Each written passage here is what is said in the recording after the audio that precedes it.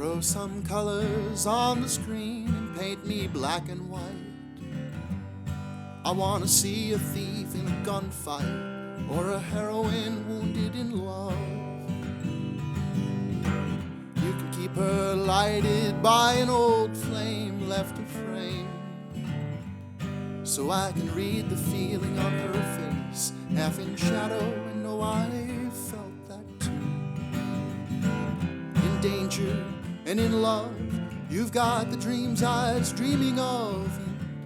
I've got 2 hours to pretend, so I'll watch a movie with a friend. Time's running sideways, and reality's gotta meet me halfway, so I'll meet it here again. Here's the Trading Movies Podcast with friends. Hello, everyone. Welcome to Trade Movies Top. Start again. Hello, I do that like every fucking time. Hello, everyone. Welcome to Trade Movies Podcast. And today I'm talking to Pat Buetow, who is a writer and semi-retired influencer. You can find him on socials at nomdecoom. That's nomdecoom. Pat, welcome to the show. Thank you so much for having me, Jeff. I'm excited to be here. I'm very excited too. It's a thrill. Ever since I saw your Predator 2 TikTok edit of your Predator 2 analysis, I was like, I have to try to organize my thoughts on Bad Boys 2 in the same way. And you were kind enough to just say, come on my show and we'll talk it out. A take-friendly zone. So yeah, Pat, I think you posted something like, it's like I think the thing I remember, and apologies for misquoting, I should have looked this up, but you said something like Bad Boys 2 might be something like the birth of a nation for the Bush administration. Bush 1 specifically, maybe? Bush 2. Well, Bush 2, but Bush 2 first term? Yes. Yeah. Yes. Bush 2 first term, yeah. Yeah. The peak of the American Empire, I think. The highest point of our arc. Okay. I think history will prove that is like was our zenith, and like we're kind of starting to go into the downswing. Like it is our imperial like saga, in the way that like a nation, or like they have like the Saxons have like Beowulf, or like a Gilgamesh to like wherever Gilgamesh was from, too. Like the Phoenicians or whatever. America has Bad Boys too.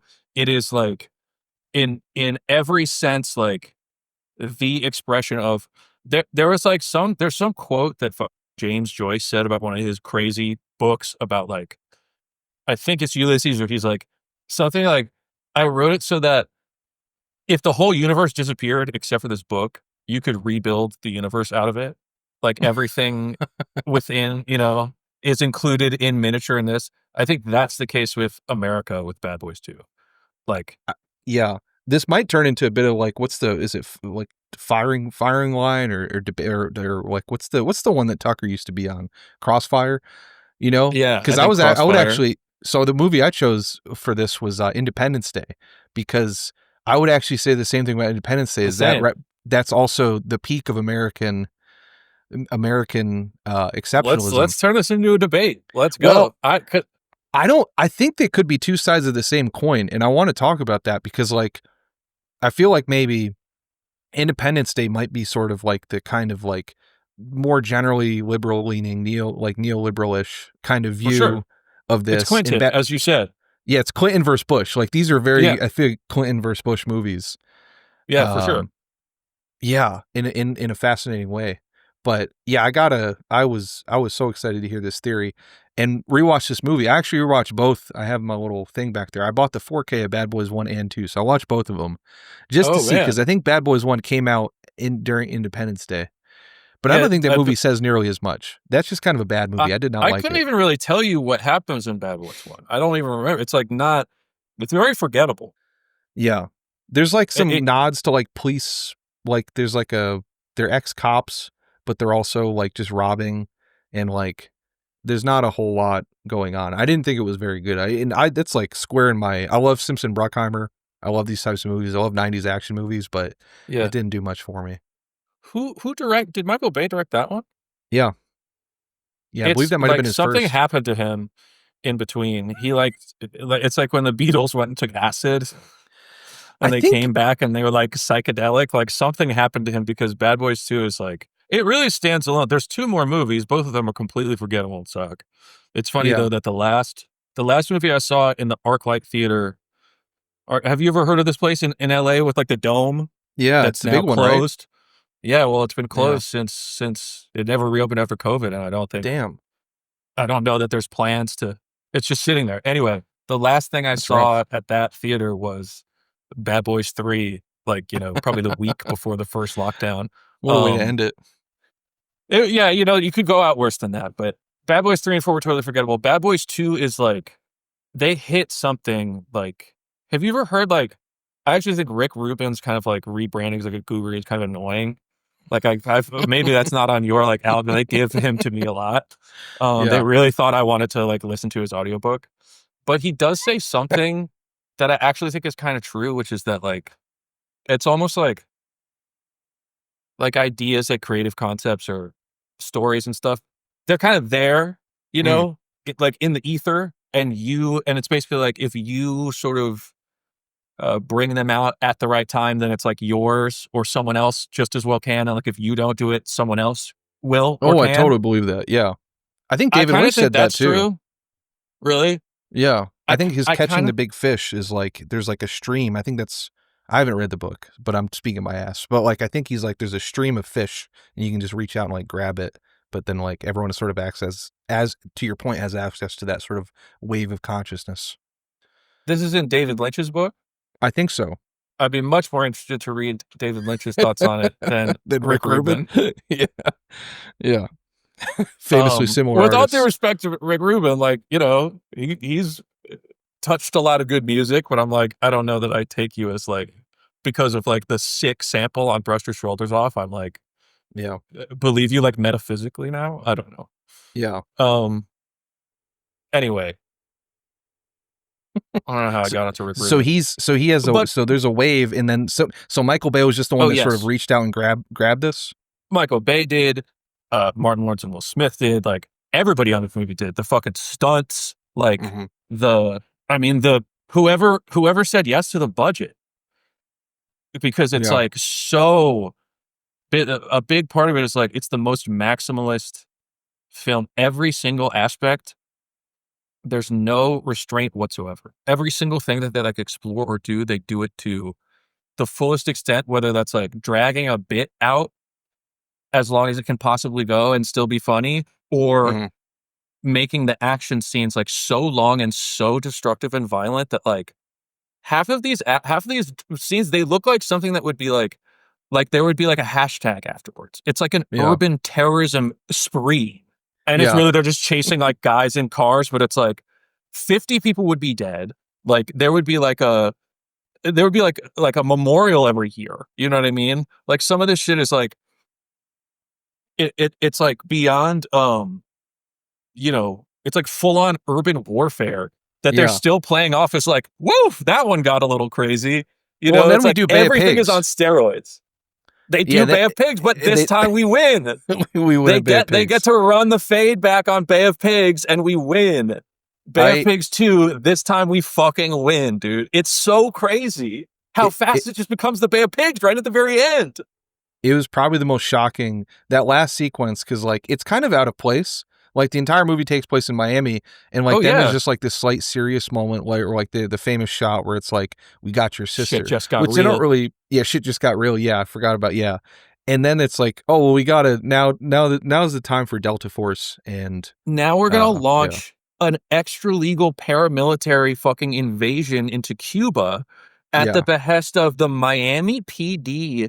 City municipal cops are going to lead where they go. And thankfully, the Cuban cops have a cousin who is in the, like, I guess, anti-Castro, like, Batista underground that's still around in 2003. Like, for 50 years, they're just waiting for the casinos to come back. So, like, you know, the Gambino family can, like, rule the city. Like, what? They have tunnels underneath. They have pre-dug like resistance tunnels dug underneath, because somehow, even though he's just a drug dealer, so it's like, I don't know necessarily how he's connected to like the Cuban government. Like, would the rebels have so much They have so much manpower that they're going to like tertiary figures outside of the establishment. There are so many things that are just like, if you like, so Pat and I have been talking, for the audience, Pat and I have been talking. I asked him before we came on if he had read the new book, the Fort Bragg Cartel, Drug Trafficking and Murder in the Special Forces, which he has read. He has actually read. I'm like a third of the way through it, but already in the third of it, I tried to like highlight some passages. And one of the most patently offensive things is that like the idea of Castro being the one who is like in Cuba being the one who is like doing the drug like trafficking and smuggling, as opposed to like any aspect of like the American empire or like us basically being involved in it. Like, it's not like, it's so ludicrous to say like no, it's actually the drug dealers are Cuban, not someone like the special forces are against them. Like, and it's like last week when they blew up the Venezuelan speedboat and they're like, yeah, all the drug, the millions and millions of pounds of heroin and fentanyl, and that like people in this country of 300 something, whatever million people, many people are dying from addicted to. It's just this guy in a speedboat. It's like this one dude with face tattoos on a little speedboat, and we blew him up. So like we're taking care of it. It's like, are you fucking kidding me? It's absolutely wild. So the quote, one of the quotes from the books, this is from the Fort Bragg, shout out Seth Harp, Fort Bragg. I highly recommend the book. Quote, the amount of Afghan land. So this is after we invaded Afghanistan. The Taliban had famously like gotten rid of all the, like not gotten rid of, but like they had stopped a lot of the heroin production when they took over. This is not a pro-Taliban podcast, but like one thing Dude, that sorry, I don't need to. I'm actually deep on specifically like the Afghan war heroin thing because I've been trying to write something about it. Oh, shit. And so like, I'm like, you don't have to apologize for the Taliban banned the opium to try to get international recognition. And then we went there, took over the Taliban, and it became more of a fucking heroin bonanza than ever before in history. It's like 90% of the heroin in the world came from Afghanistan. And America is like, oh, but the stuff we have, it comes from Mexico. Those Mexicans are making it and they're cooking it up and they're bringing it. Because like, how else could so much get from Afghanistan here? Like, there's no way they could, Yeah. It definitely is not the same thing that we did in Vietnam. Right. 100%. Or in fucking Burma. It was the same shit in the Golden Triangle, Like, there's this, we go do a war somewhere and then it happens to become the world center of opium production for the time that we're there. It is and then crazy. Stops when we leave. I remember like when I was a kid, because like even around this time, like you didn't have like probably so early internet like access to like as much of this information. It was out there in some form. Like Gary Webb had been doing his stuff and then shot himself in the head with 2 bullets or whatever. Right. Well, he tried and they tried again, which is what you're supposed to do. If at first you don't succeed, you try and try again. And he really believed that maxim to the bitter end.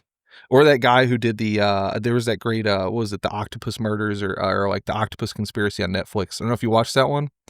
You would really like that. It's 4-part miniseries and about like, I can't remember what's the exact name of it.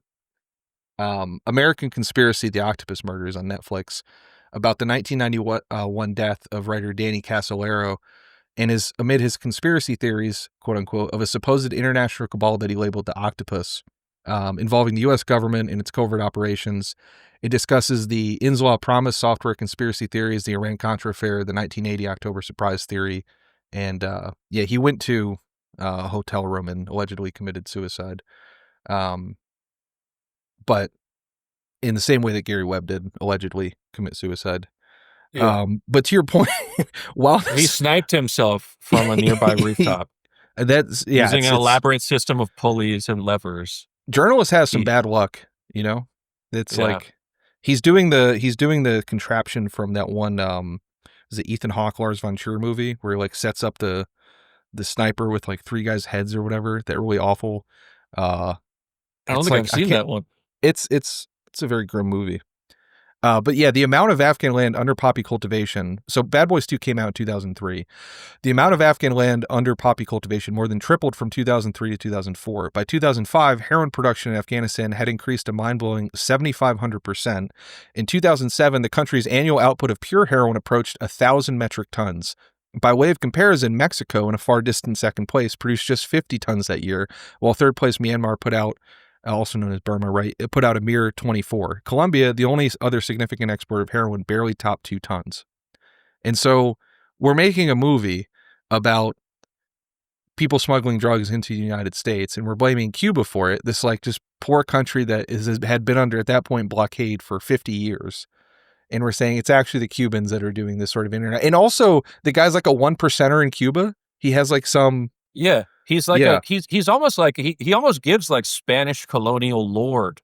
You know, he's not like he's like a or he's like almost like he gives like a duke or something. I don't know what they think the system is in Cuba in communism, but he kind of gives like almost War and Peace, like a, you know what I mean? Like he's like almost he's presented as like the king's evil brother kind of. Do you know what I mean? That's sort of his like he just has the line at the end blurs as who are like Cuban army regulars and who are like his private militia secured. But there's definitely like the army is just at his house, which I'm like, how much are we, not that things have to be realistic, especially in an action movie, but I'm like, I feel like this is probably a deep misunderstanding of like what Cuba, like, does this guy exist in Cuba? Also, not for nothing, he is smuggling ecstasy from Amsterdam.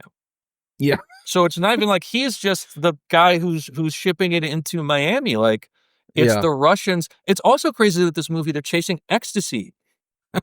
Like the intro scene where they are in the club is like, looks like a great time. And one guy tragically ODs and they throw him out the back.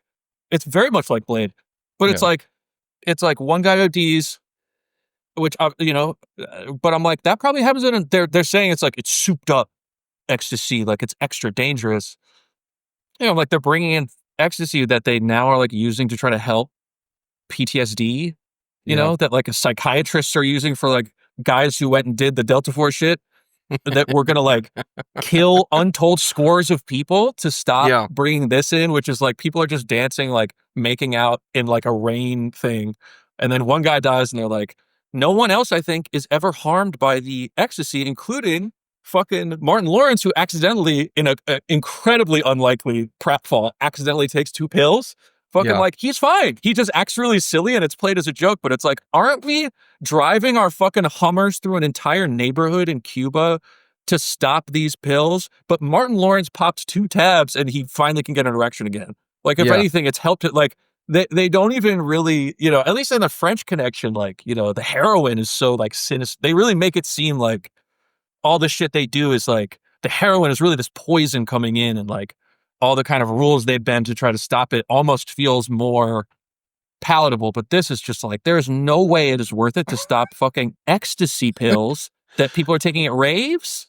Well, to your point, I mean, that's one of the big things in the book, in the Fort Bragg Cartel, the book, is that like most of these special forces guys are on tons and tons of pills and they're shit. on everything. They're on all the drugs you'd have to be, you would think, to deal with while that. Also fighting. I mean, it's might call it like, I almost feel like it's like I feel like in general, I mean, this is not even it's not even like a new topic in like, in like action movies. Like I always think of like Lethal Weapon very explicitly has special forces guys bringing in drugs because of like the legacy of like the Vietnam War and stuff.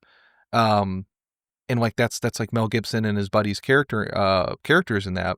But like, I don't know, like it's like the flavor of it is so very 2000. It's like it has actually shifted where it's like the guys in like in the 70s or the 80s ones are like, I'm not saying like they should be like this or that, but like to your point about this sort of being like kind of like grasping at that wave of consciousness, like it was shocking in light of reading this book and like how drug addled the special forces guy are.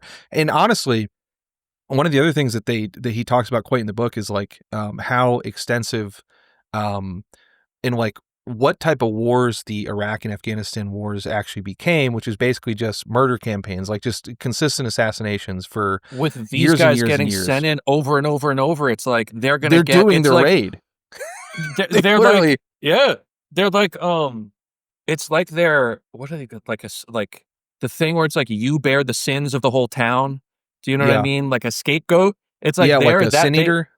yes, something? like the Yeah. last guy. It's like so we send less guys, but they do all the killing and all of the physical and mental trauma, and then it's like what used to be dispersed across a whole army, which was enough to fuck people up, is now being just put directly into these fucking guys' heads. They're all on steroids and every drug that like a male stripper would be on. Like they have like a magic mic. You know what I mean? Like level of like they're on fucking poppers and cocaine and like MDMA, and they're like my favorite part is that a lot of them are like, because you know, then they all get speed from the army, from their doctors. But a lot of them are still like, well, but I have ADHD. And it's like, you don't even have to pretend anymore, dude. You're like smoking crack in the trap house. You know, like they give you I feel like it, and as much as I can ever agree with like the concept of an army, like you should give them speed. They got to stay up all night sometimes if they're going to be doing gun stuff. Like that's fine. You don't have to be like, I can't focus. Like my ADHD, I can't focus on the target at the gun range. I need Ritalin. This is just kind of funny to me. To me, I'm just honestly pissed that like I don't get access to the same stuff, because like I've worked sort of like not in like the big tech industry, but like tech adjacent for years as like my day job. And like when I read about like the stuff that like Sam Bankman-Fried was getting, he got like the research chemical like Adderall patches or whatever. And like it's the same, there's a convergence of like the tech. I mean, it's like it even matches in drug culture of like the convergence of like the tech culture with like the special ops culture with like jujitsu culture with like crypto culture. You can see this like most, if you ever watch like Karate Combat, it is the most insane. I don't know if you're an MMA guy or anything where like they're that. in the little bowl. I love that stupid stage. It's like so, you know. Have you ever like looked at the Bruce Lee sponsors at movie. those things? The I sponsors, assume and it's then just like oil sheiks and like. It's it's you have people either who are sheiks or dressed up as sheiks, and then it's like, you know, some type of coin. It's all coins or some type of like energy drink scam that probably has like just actual Adderall in it, or like I think there was like one that was like a crypto coin that also was an energy drink, which is like just the most like tech MMA jiu-jitsu special forces thing. All the special forces guys are big into Brazilian jiu-jitsu now. There's this, and then all the tech guys are like into the military now. They're all just trying to be like Palantir and all that shit. Joe Rogan is apparently guarded by a squad of like former special ops guys as like his personal. I mean, they like reference that. Weinstein famously used certain countries' intelligence agency for years as private detectives or ex people. But to the point about, I think like, so when we were saying like this is like these are both sort of like visions of America, I almost kind of took this as like is both like a representation of America as it was in 2003 to 2006. I also like this was making me crazy about like how much of this was just like explicit consent manufacturing, because when you're like, where did they find the budget for this? In the book, they so the mission they go on at the end of this movie is basically just a fucking assassination squad of Delta Force guys to come in. And in the book, which I didn't know about this, even though like I feel like I try and keep up to date, but I didn't know it was this. But like in the book, Seth Harp writes about like how JSOC, the Joint Special Operations Command, basically became like the army. Like it was like the entire, like they were responsible for I think 90% of the deaths of insurgents like from 2006 on. He writes like, so armed with NSA intercepts, backed by newly developed Reaper drones and joined by mercenaries, JSOC became, during the covert surge in Iraq, which lasted in 2008, the body count from Delta Force's killing spree and the proportion of Iraq's hundreds of thousands of war dead who were gunned down in JSOC night raids will never be known because it wasn't recorded in the first place. That these events are lost historical photographic records by design. From 2006 on, 90% or higher of insurgent deaths were from targeted offensive special operations forces operations, said a former Delta Force sergeant major who served in Iraq during the surge. Going after night on purpose and getting into firefights with bad guys, that job fell to us. Is basically they would just like, the surge was like, yeah, we put more troops in there, but mainly we put more like special operations troops in there, and they just assassinated, like went on like 10 missions like a week or something, or a day, just going and assassinating Like every night, multiple every night. rounds of just like go into a house, kill everybody, take all their shit, get all their laptops and shit, find another house through that to kill somebody in. And like, it's like with less oversight than any group of people employed to kill by the government have ever had, beyond like less maybe oversight like than I had at Papa John's when I worked at fucking Papa John's. Like I Right. had more oversight, and like It's like they did F3 EAD. So I feel like this is like manufacturing consent for like the surge and like what JSOC and special operation became, because like the thing that Stanley McChrystal, who's the general that like put a lot of this stuff in place, was said for find, fix, finish, exploit, analyze, and disseminate. And they talk about how that's McKinsey style jargon, like decision cycle, dynamic process, nodal analysis.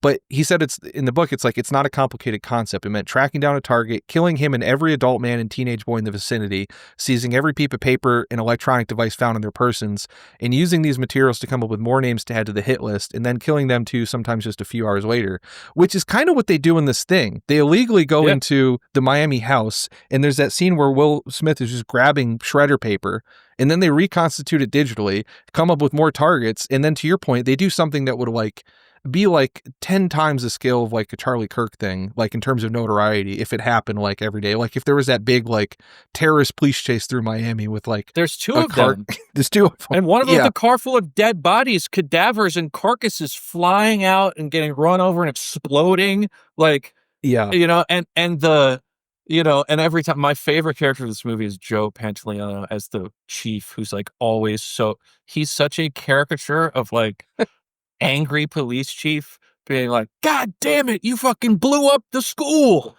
But ultimately completely ineffectual. Like he's literally just like a annoying school marm to be like, being like, oh, we're gonna have to get it past the chief. So like, he's gonna yell at us before he lets us raid Cuba.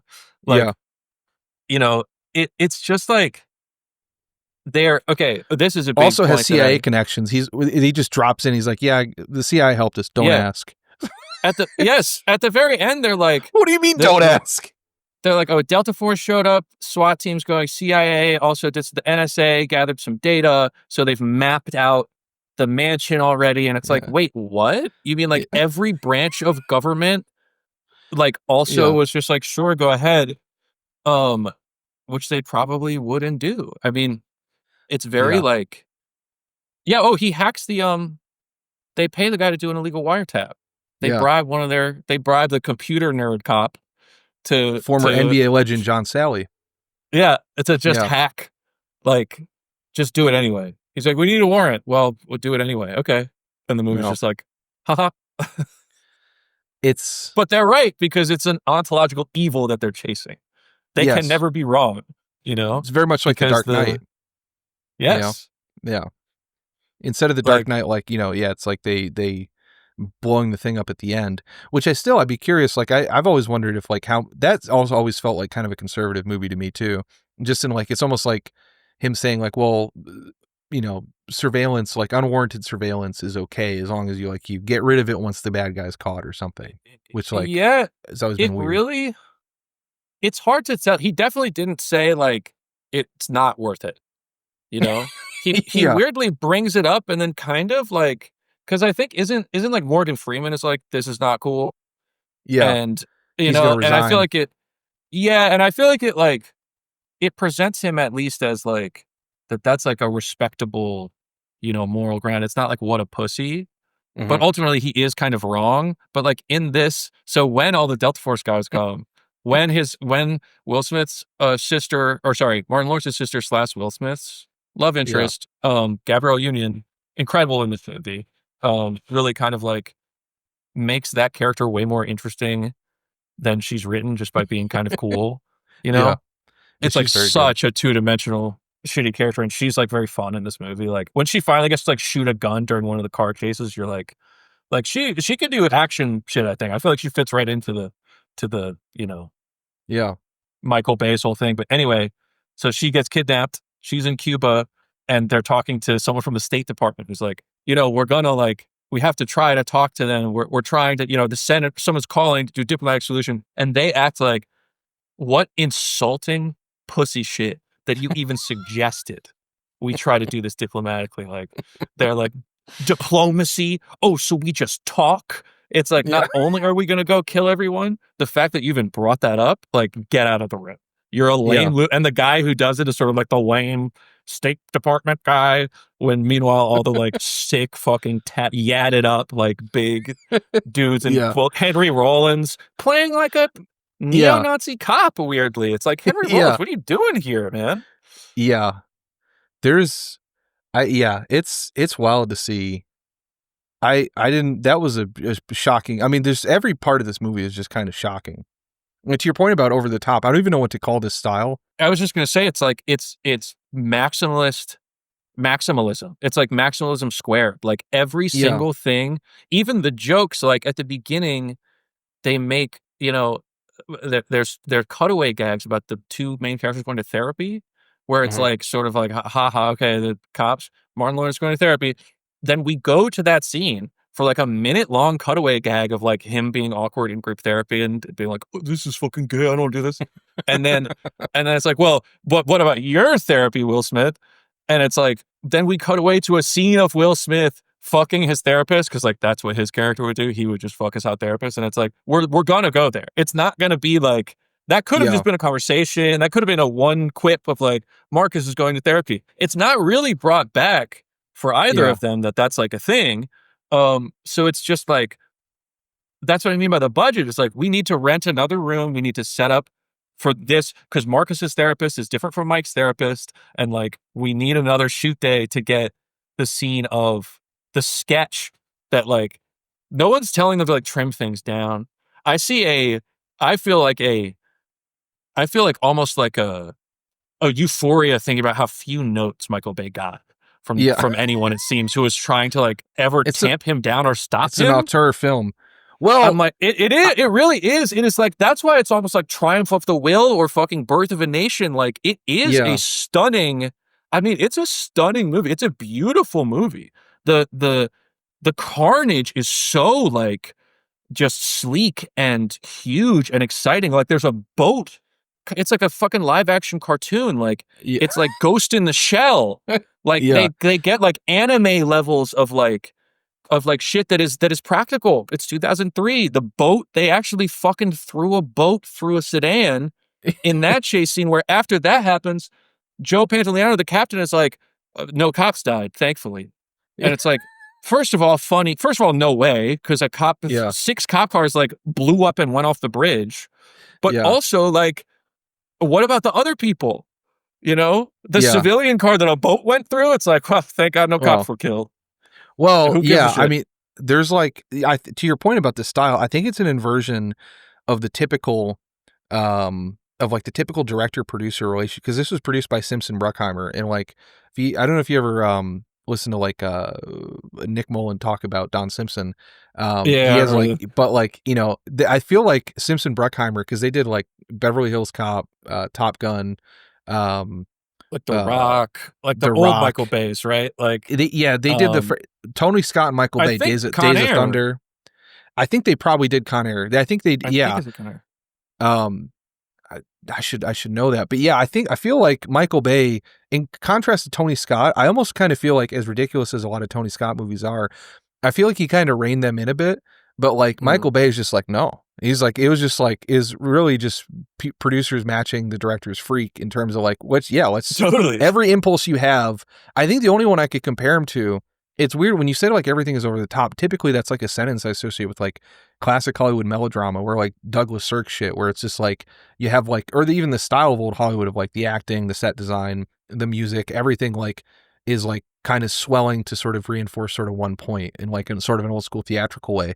Bayes feels a bit like that, but he's almost doing it. He feels like a Hong Kong director, I feel like, after watching these two movies. Where it's just like, this is like Police Story. He's trying to do Police Story or Hard Boiled, but he's doing it with like sort of an American fascism that like makes it insane. Yeah. I don't know. That makes it even, but allows it to be even more like, you know, Hard Boiled. They don't like invade, you know, Singapore. They don't take like, the army doesn't get involved. Like, you can do when it's in this, when you rip that aesthetic and put it into the American, format, it's like now we're literally we're running back Bay of Pigs.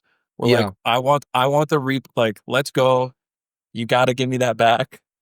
He's claimed, I want to say he's claimed not to be a conservative, but he's definitely like among the most conservative directors just in sort of spirit because of his belief in like even like the scene in Armageddon that he did where it's just like there's that like fucking, it feels like 10 minutes long where Bruce Willis is having a conversation with the fucking, with NASA and it's just like, yeah, none of us want to pay taxes ever again. It's just like such a 90s dad, like conservative dad, Rush Limbaugh type shit that he puts in all these movies. In like a gross way, I don't think he's just pure vibes. Like one of the most disgusting things in this movie is just sort of like the upskirt shot that they do. I don't know if you saw that as they're like panning into the. He has even in the morgue. There's a bit with like, oh, she's got big titties. Oops, haha. Yeah. Oh, what are these dead bodies? Oh, you got big old titties. Oh, haha. Like they're literally like this lady's getting defaced. Getting and like even the they're like, I mean, he is shoving his hand into a foreign body to extract the resources. Yeah. When he pulls the fucking drugs out of the corpse, it's like, this is imperialism in one visual metaphor. It's like, this movie reaching might through have the aged, dead body. It might have aged the worst out of maybe any movie I've seen. Like I'm trying to think of like maybe like the last one I was thinking was like, I don't know if you remember Indian in the Cupboard, where like it's from my childhood. Yes. Yeah. So I'm like, yeah, that one's probably, he's just real tiny. Yeah. I had never seen that, but my a friend of mine had showed that to me like a couple years ago, and I was just like, there's just like you could make. I remember because we were talking about Birth, and I was like, you could almost make Birth of a Nation sooner than this movie. Just the idea of just like giving a little kid, like Native American guy as just a pet is like, this is like insane that this was just existing. But I think like Bad Boys 2, between like the upskirt stuff, also the jersey he's wearing is a Mike Vick Falcons jersey. It's just like, this was prior to before all the dog stuff. Nothing. And Mike Vick was great, but like just in terms of aging poorly, it's just like he's wearing a Mike Vick Falcons jersey.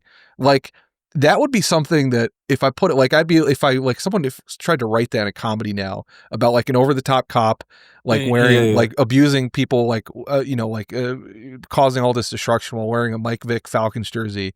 It's like you'd be like, come on, all right, like let's have a little bit of subtlety. But you'd get the type of note Michael Bay didn't get at any point on this. Yeah, where they're like, never. Okay, come on, like. Exactly like says subtlety. Let's leave a little something. You don't just do everything at a 10 all the time. And Michael Bay says, yes, I do. Yeah. I mean, they go to, speaking of aging poorly, their fucking castle of safety and refuge at the end is Guantanamo Bay. It's our secret torture prison where like it's 2003. There are Egyptian cab drivers like hanging from their ankles in that building, who are still there today. Yes, many of whom through bipartisan administrations who were there for years. They're getting force fed with a tube down their throat, and fucking, they're like, we have to get to Guantanamo Bay, driving the Hummer. We have to get to Guantanamo Bay. Pulling up through Cuba. They got the brand new like 2020 H2. or 2003 Hummer for that year that the drug lord happened to have because Lord knows a GM car. Even embargo countries need a good old GM car. My dad ruined someone's Hummer once. Like he ruined this guy's idea of his own Hummer. That's a great phrase. But my dad, like, cause he my dad was like this big, like he's from New Jersey. He's like, kind of like he's fairly big time, like liberal leftist guy, defense lawyer, like just near deaf, near blind. It's kind of crazy, kind of like Larry David if he was near deaf, near blind and Polish Irish Catholic, if that makes sense. Just picture I feel like that's pretty similar. Yeah, the Polish Irish Catholic is very similar to the Larry David makeup. It is. Of like absolutely. Yeah, he in just like platinum blonde too, and crazy guy. He's Aryan Larry David. Yeah, he looks like if you know the Winters brothers. That's what people called him in like college. The Edgar and Johnny Winters. They're these like albino like blues guitar players from the 70s. That's what they called him when he was in college. But this guy, a friend of mine that I played hockey with, like he was on the team. He bought a Hummer, an H2 when it was new, And I remember my dad he was like a big time lib at the time of like, 2002. This is like when this movie came out. He was just like, he did the Larry David thing. Oh, I can't believe you bought that. Like, oh, you get 7 miles to the gallon. Like, oh, it's such a bad car. They're going to bad. And he's like, oh, and like he's saying this in front of like a bunch of kids. You know what a Hummer is, right? It's like a Hummer is like, that's what they call blowjobs. Like back when I grew up in New Jersey. And he's just like trying to say it quietly, but he's near deaf. So he's like just saying it quietly in a group full, like a travel hockey team. And this guy just got really mad, and he was nice enough I felt bad for him because he was like nice enough because we like carpooled with him to like go to this other tournament. My dad was we were driving in the Hummer. My dad was just ripping on this Hummer the whole time while getting a ride there. It was like the most uncomfortable ride of my life. In the car is crazy. I respect the shit out of that. That he's like, I'm in the car right now. You're giving me a ride, and this thing sucks. You're an idiot. He's never got a note. He's like he's the liberal. He's very over the top too. Lib Michael Bay. Look, it's not a bad way to be. Like it's good work if you can get it. I wish for that long of a leash in like my creative probably or life endeavors. Yeah. You know what I mean? Oh yeah. That's all I go to therapy for, is just to give myself that leash. Really probably shouldn't be given that in my life endeavors, but creatively probably. Yeah. I probably need a bit of a leash in life. Just a little bit of it everyone needs. But driving a yellow Hummer through Cuba, that's when you should probably rein it in. In 2003, driving a brand new yellow Hummer, doing the police. I mean, that's why also I think Michael Bay, to the extent he's like, he's like consciously influenced. I think he took a look at the Police Story opening scene, was like, this is sick. Driving a car through like this whole like bunch of like dilapidated kind of like poor people buildings. How do I make this? He drives it through a whole favela. They take they get out of the house in the Hummer and they drive it through an entire neighborhood of like tin roofed shacks that then are exploding because they're like, oh, the drug chemicals are in there. Even though the drugs, it was fucking ecstasy from Amsterdam, so I don't know what drugs they're making there. So they're also exploding and they're just like, oops, sorry. Going through like that with like 1,000 people died in that one scene, It's crazy. It does kind of offend me as a kickboxing fan, I gotta say, with the Amsterdam shit, because like the Netherlands and Amsterdam does have like a long history of drug trafficking, but it has its own specific flavor. Like, because the joke is that like everybody involved in kickboxing is like involved in some type of organized crime, and like all the kickboxers, because it's such like a small niche sport, will also be like basically hitmen or like fighters for like goons for like just Dutch organized crime that are like trafficking in Europe. But it's not the way Michael Bay does it. It's not like they're not like shipping drugs in from like, we're not there. I don't think they're shipping drugs to Cuba and then going to Miami. Like the way drugs come into Miami, even like at this time, was like pretty well established, like of like, whether or not people knew about the special forces connection or whatever. It's like, it's not, it's just like that sort of like vague sort of like, I don't know. It's like, I feel like that was also a thing of like in that time where it was like kind of a little bit of like, we want sort of like the criminals to be like kind of Europeans or Eastern Europeans. Like this was just on the start of like getting into that Steven Seagal type thing where he's like in a different Bulgarian or like Romanian, or like it's always over there, some vague country that won't get mad at us too much because they're kind of happy to have the business. But like there's like a Albanians and Taken. Yeah, exactly. Yeah. So that was kind of, I don't know, maybe I need to call this like, there's the Imperial Boomerang, which I talked about in that Predator 2 video. But there needs to be like maybe a word for, they call it like nomdecoom's boomerang or Pat's boomerang. It's like Paul's Boutique. Yeah. Named after you. But one of the things I was thinking about is like, while they're doing the thing, did you see that story? I think this was a couple years ago. Wait, hold on. You could call it the nomdecoomerang. The nomdecoomerang. There we go. So like if the Imperial Boomerang is like, Aimé Césaire saying that like, the stuff that, for the audience, if you're not familiar with the term, people call it Foucault's boomerang, should be called Césaire's boomerang. Shout out Aimé Césaire. He was a Martinican writer, I believe, who said that like the stuff that empires do on their borders or on the frontier, eventually they take those lessons and they put them in their home countries, which is like probably the most absolutely true thing I've ever heard, like the Oh, most yeah. true idea I think I've ever heard of in my life. And I use that in Predator 2 to basically say we're in Central America with special forces guys. It's the most violent place in the 80s. And then like just a few years later, Predator 2 is like, well, now we're in Los Angeles because that's in basically, you know, it's sort of like immediately preceded like the, you know, the riots and like the big like LAPD SWAT stuff of the 90s, although LAPD has been doing that for 60 years. Yeah. But it was just like sort of a fascinating thing to me. The nomdecoom might be that it's like that, but then when it happens in a movie, also happening in real life. Because this whole time in the Miami shooting scene, there's a bunch of things that, like, first of all, the guy getting, it was really, this episode's not going to be for a while, so hopefully, and I can cut this if you want, the temperature might come down, but within the first 3 minutes, some guy just gets blasted in the neck. And in the last week, when we're recording this episode, God. I was just like, True. oh my goodness. Like, in the first couple minutes, I was just like, that was kind of horrifying to see in light of everything, you know, not expressing any opinion one way or the other on any events. I watched it a couple of weeks ago, so that would definitely have a new, I mean, having seen that happen IRL on my fucking phone a couple of days ago, I mean, that shit was gnarly. It was absolutely gnarly. But then also, go ahead, sorry. I was just going to say that, I mean, that whole opening scene, like, they're doing like a Delta Force mangrove night raid. The Miami PD, like the municipal cops are doing like a aquatic raid of a cross burning that the KKK is doing. And fucking the image of Will Smith is under a KKK outfit, under disguise, and like at the crucial moment with the flaming cross behind him. Again, a low angle shot. Michael Bay like souping this up for all it's worth, fucking throws the KKK outfit off. He's in police body armor, dual wielding like the Master Chief, like standing in front of like black cop in front of the burning cross of the KKK. It reminds me of this fucking, there's this cartoon, it's this political cartoon from like World War II. It's this Nazi depiction of, I have to find it, of America. Okay, here we go. Okay, let me zoom in. Oh wow, look at that. So this is Nazi propaganda. I was just reading a whole thread this morning about like painting inspiration in old movies like John Ford and, you know, like Kubrick and Barry Lyndon. It'd be so funny. Just he was looking at old Nazi cartoons.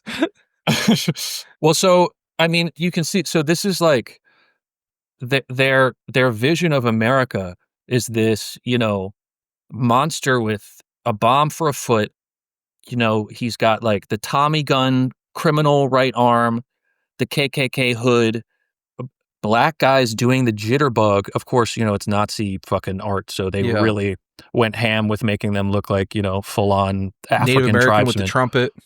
Native American with the trumpet. You've got this in his left hand over here, one of his hands, this money sack with a certain fella peeking over here, as well as the Jewish star, like loincloth on the bottom. Oh, so this I is even like, see that. Yes, and the noose hanging off, and a record in these arms are like a big, strong black guy's arms. Like, this is like, one guy's a prison arm outfit, and then the other, is that like a judge? Or is that I think it's a judge. He's got it. I think that's the mallet for the drum, but because he's got that like, it looks like a suit in a prison. He's got a suit, so he's like, you know, he's a judge, or he's like, you know, who knows, finance, like, I don't know, like the, you know, that's the wasp arm, I think.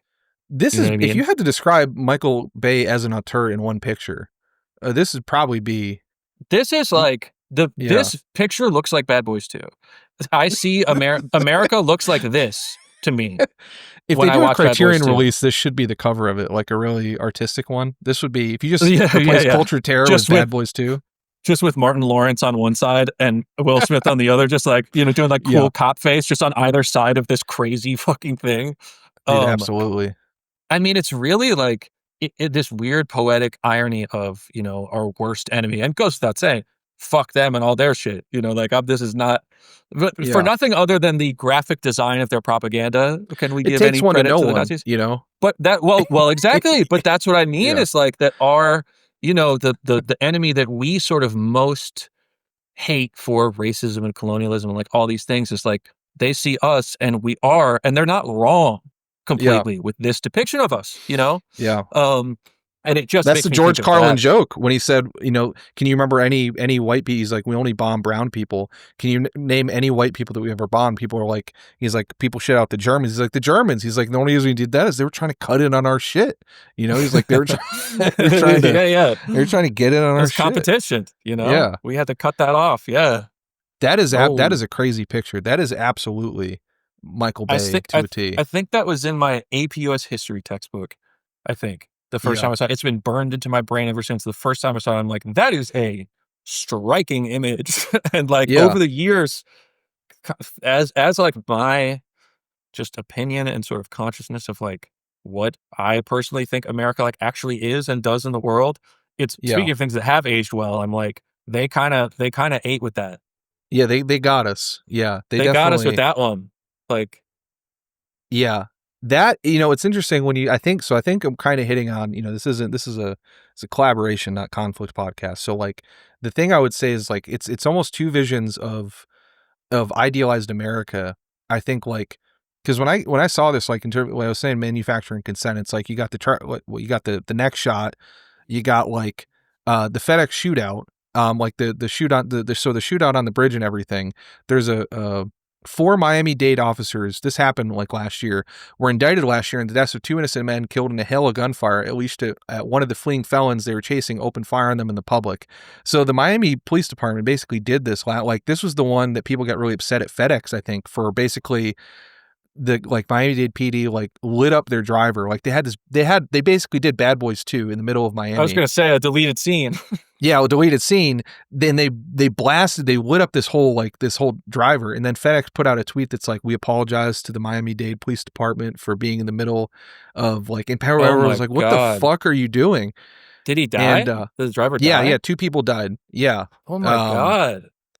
The 2 armed robbers and kidnappers who, after robbing a Coral Gables jewelry store, carjacked the UPS driver and led police on a 2-county chase. And yeah, there was like a Coral Gables. So they shot at the wrong one?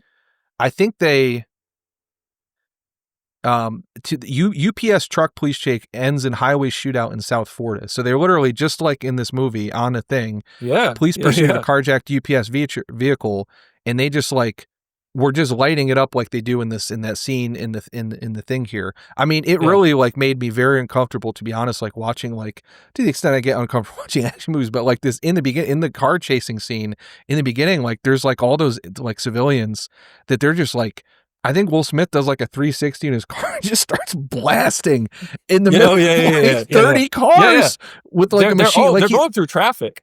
Yeah, they're like weaving in and out. Like I said, one of them gets hit with the boat. I'm pretty sure like a lot of like civilian cars are flipping where you're like, the people in that car are dead for sure. Any human being in that car would be dead, because that's the maximalism is like, what if all the fucking cars and normal people's cars are flying? So it's like, I think there's no thought to that there's any kind of human soul involved, but that's so typical of the like fascist military mindset of like, you know, these people aren't people. Yes. This was I don't know if you can see this, but this maybe it's more realistic than I thought, this movie. I think that's the boomerang. That's the nomdecoom, is that it made it realistic. It sort of willed it. Michael Bay willed this into existence, because you can see here, police surround a UPS truck in South Florida, December 5th, 2019. This looks just like the movie. At least 19 officers approached the vehicle and opened fire. 19 officers approached the vehicle and opened fire, leaving the vehicle ridden with bullet holes. Pierce said the officers exchanged fire with the suspects. And then this was the statement everyone got pissed about, rightfully. Pierce said the suspects were killed in the gunfire and that 2 innocent people also died during the incident. Not by who, but they're getting sued by, the cops are getting sued by these people's estates and families. Then UPS said, we're deeply saddened to learn that a UPS service provider was a victim of this senseless act of violence. By who? Doesn't say. We extend our condolences to the family and friends of our employee and other innocent victims. We appreciate law enforcement service and will cooperate with the authorities as they continue this investigation. So they're literally just like, thank you for doing this massive shootout where you had 19 fucking officers open fire in the middle of this highway, in the middle of a goddamn highway. You can see even too that these they're cops lucky are only 2 other people died. They're hiding behind just normal cars. Like This this, looks it's that like scene at Sicario. it is Sicario, yeah.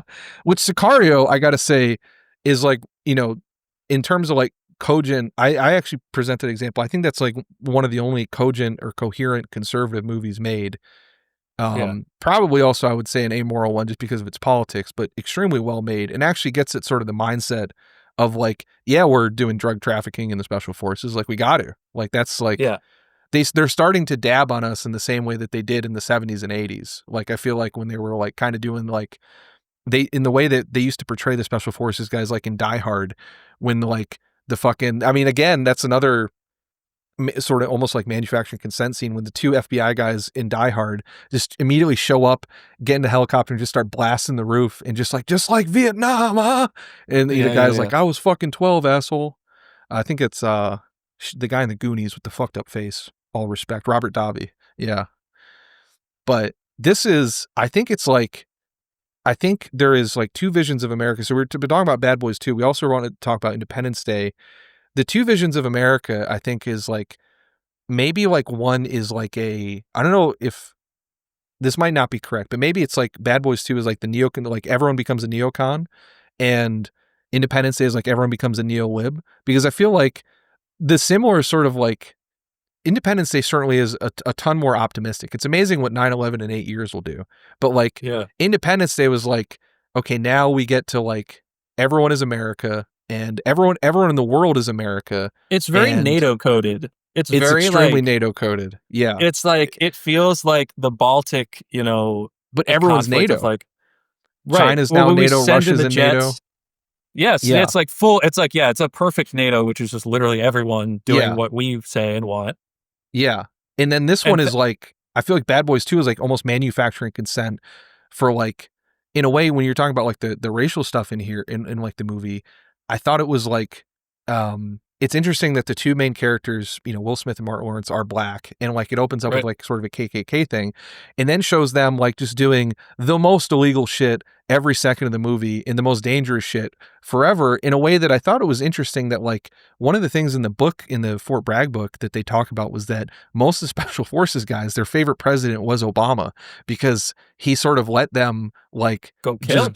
just go kill this thing. And I feel Yeah. like there was like a significant part of like, not to get too heavy into the racial stuff, but there was like a significant part of like the appeal of like Obama was that he was running a war, but he was like, I'll like, and even like he would directly say this was like, yeah, but I'll do this sort of smartly, and I'll do this like, I'll do this with like, you know, like we have a smart guy running all this sort of like illegal shit. We have the, like, we're still going to do all this shit, but we have like the good guys in charge. So like this movie opening up with like, we're going to use all this illegal and violent and terrible shit, but we're going to do it in like cracking down on the KKK. It's like, okay, but I still don't want the Miami PD to have like a fucking tactical SWAT team.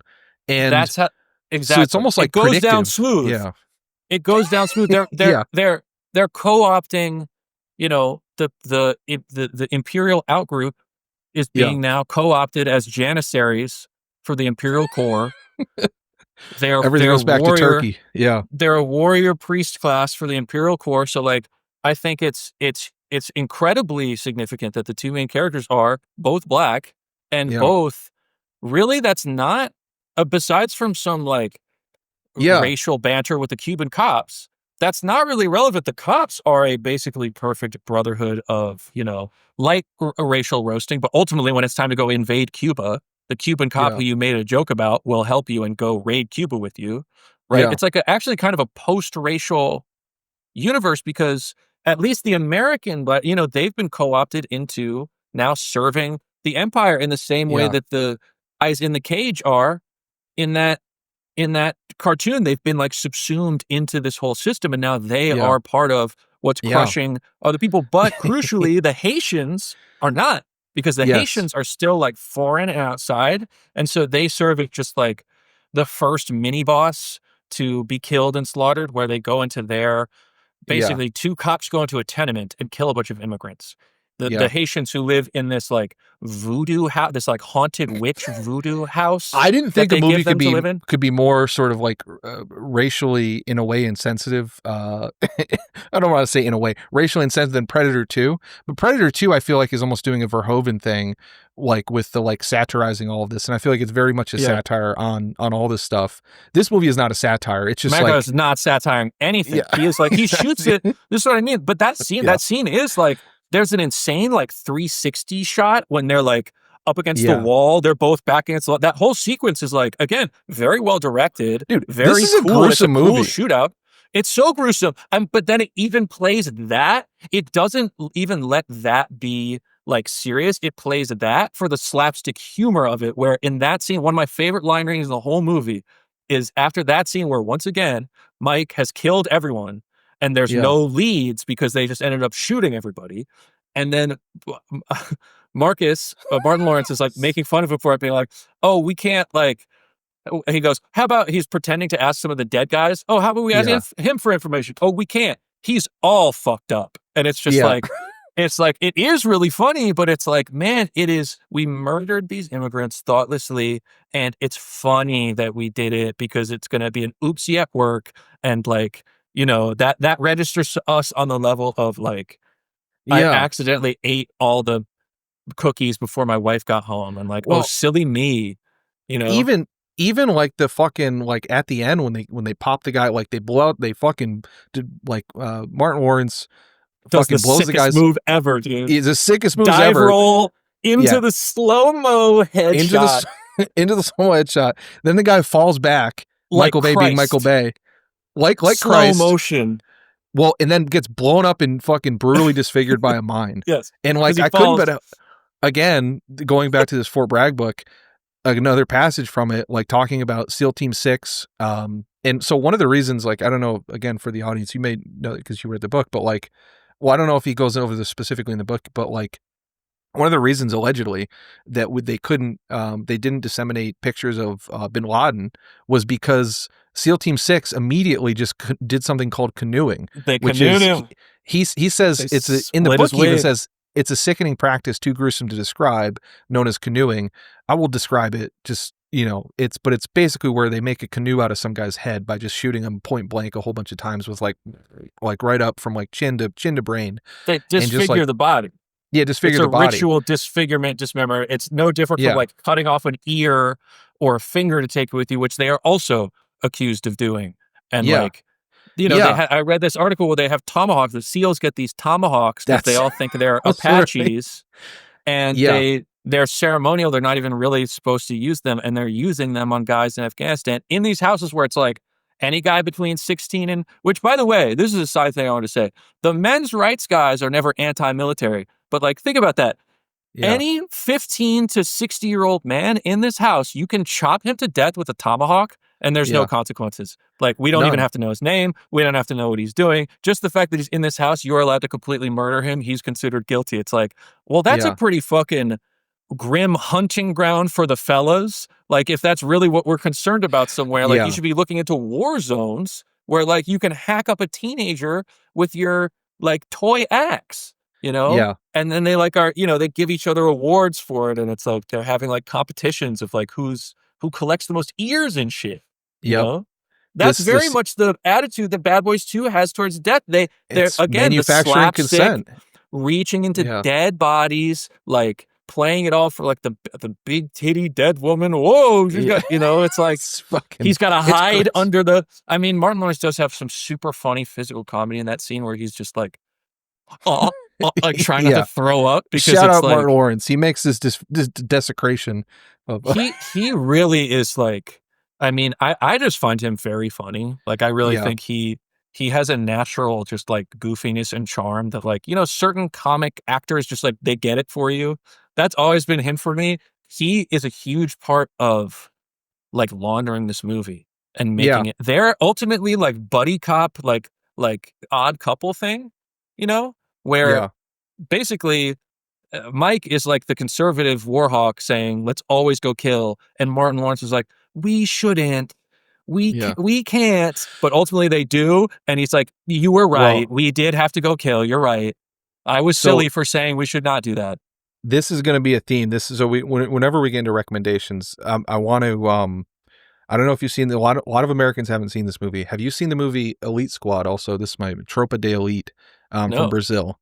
The reason I bring that up in the context of this movie, when you're talking about therapy, this movie has a very interesting take on therapy, and it's almost like very anti-therapy.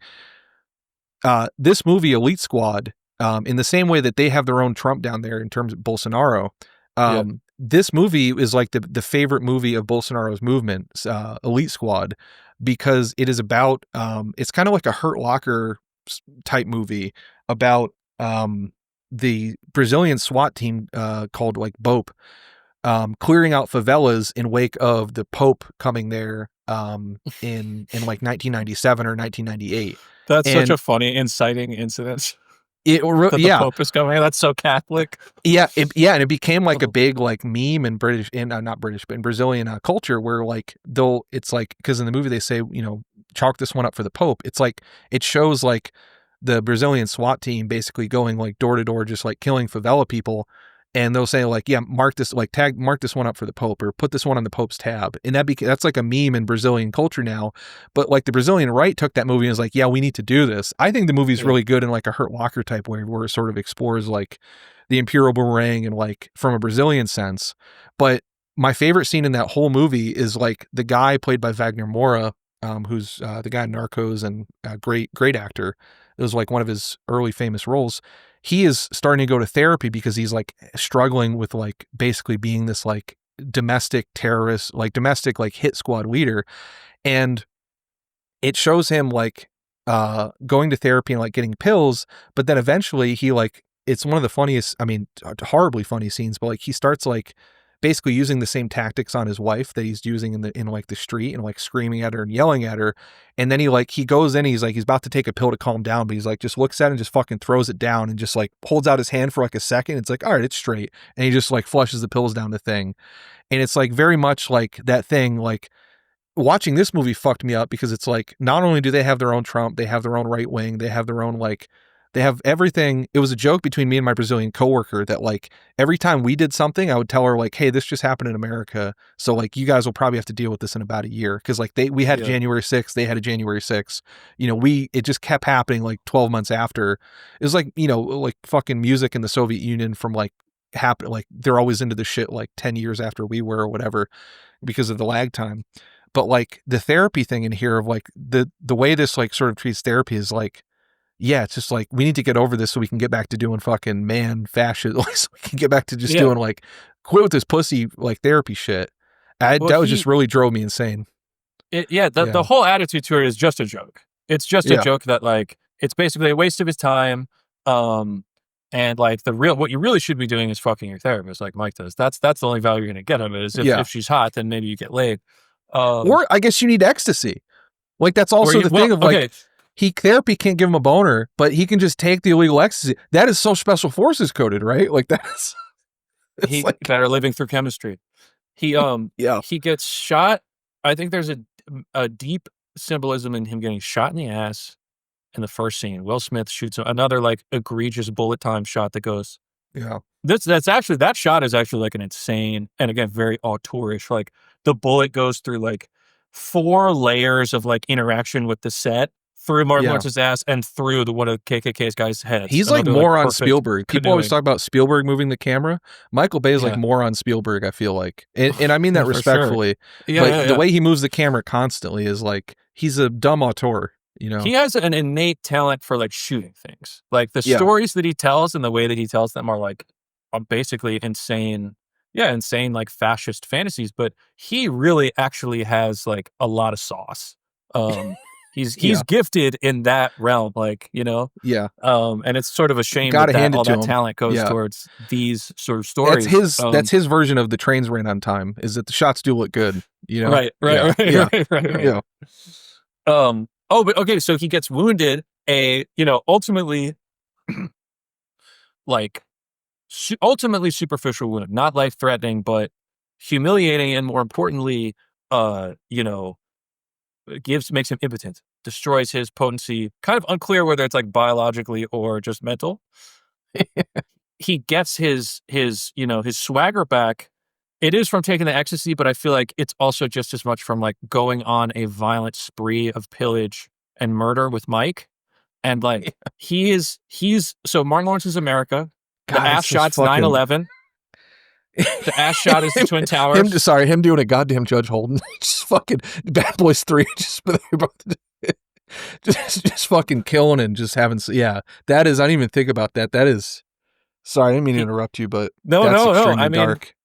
he takes a flesh wound, but ultimately it's like, oh, what do I do? Should I reconsider my relationship with the world around me? Should I no, I need to double down on slaughtering my enemies in order to get my swagger back and undo. That's America. And that's America after 9/11.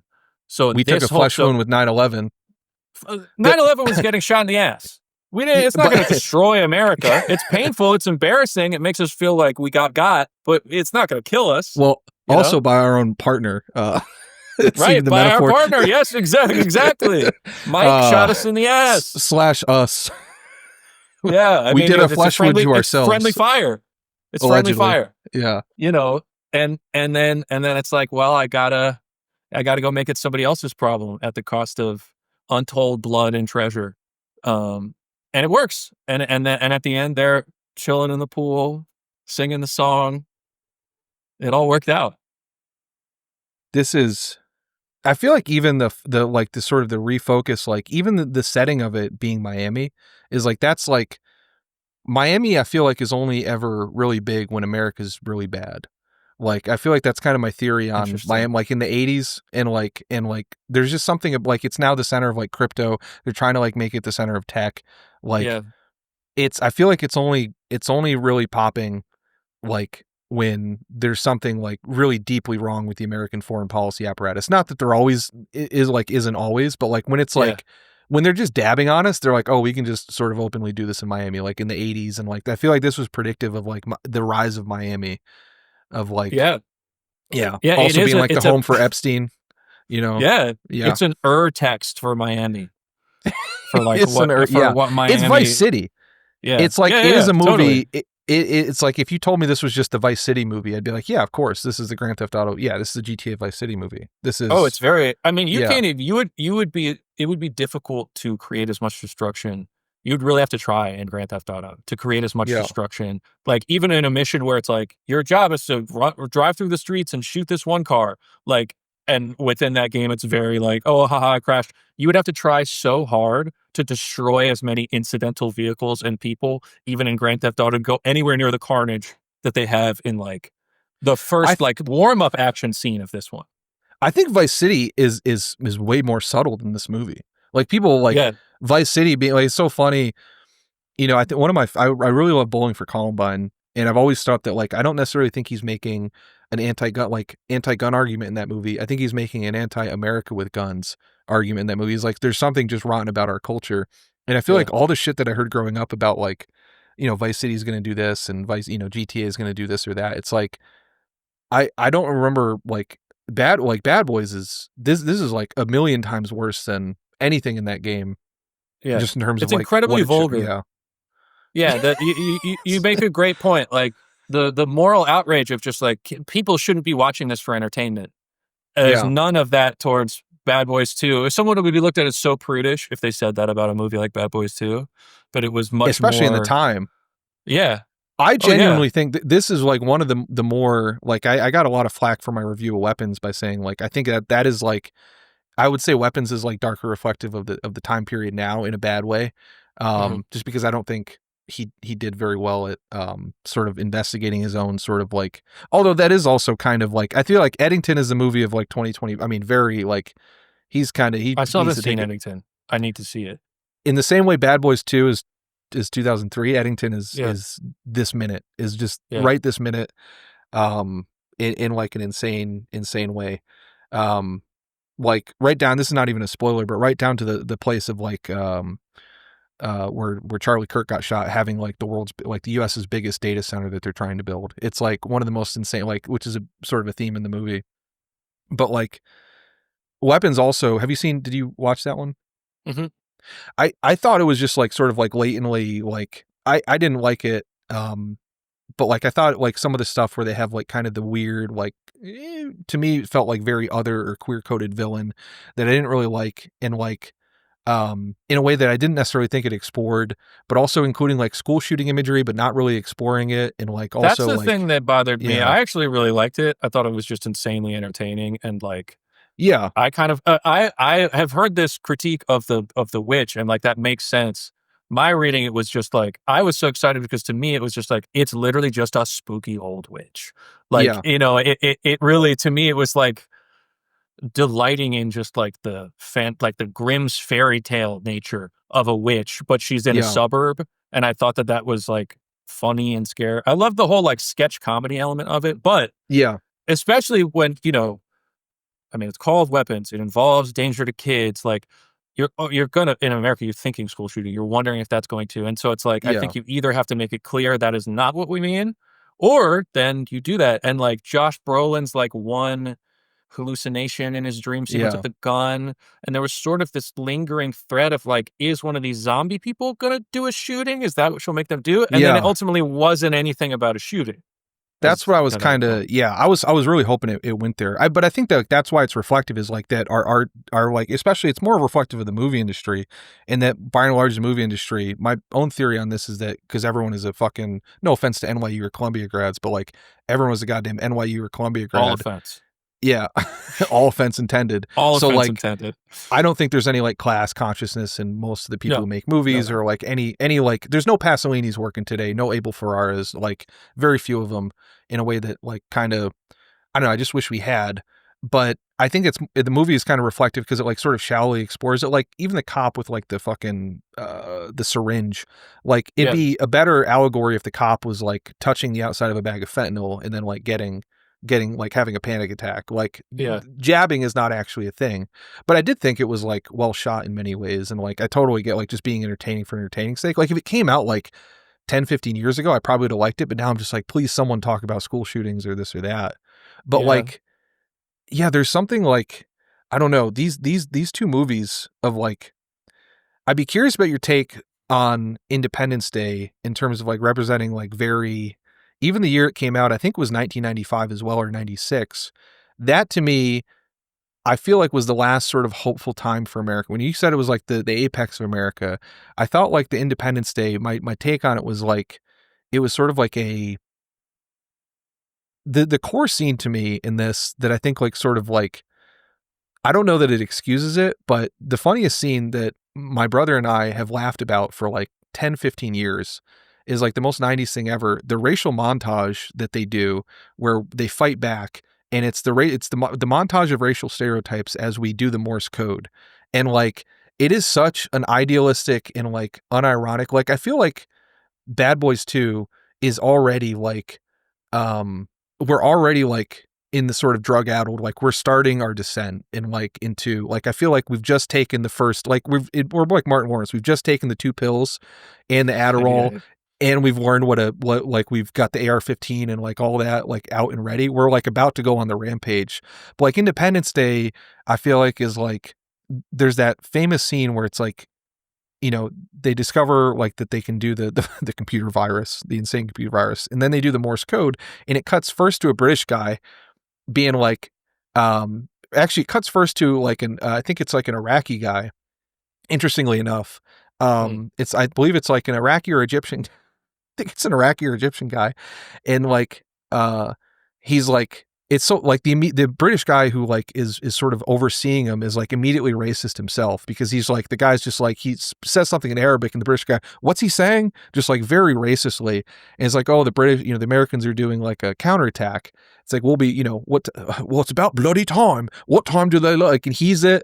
And then you see like, it's like, you see the Israeli guy, and I think it's the Egyptian guy, like in fighter jets kind of scowling at each other, but like sort of doing the Arnold meme. And then it cuts to like, the theme cuts to like the Russian, like it does like a Russian version of the theme, and the guy's like smoking in a dark room in like, you know, in like an old radio. And then it cuts to like, I'm not even sure if they named the Asian country, but it's like a guy gives another guy report, another report, another report, and the attack begins in 1 hour, like a monster movie or something. And it's like, man, like that is, it always fills me with such nostalgia. I don't know if it'd be curious. I don't know how old you are, but like I'm 35, so like that movies very much fills me with like a nostalgia I think I probably haven't felt since like 1999 of like, well, things might be okay.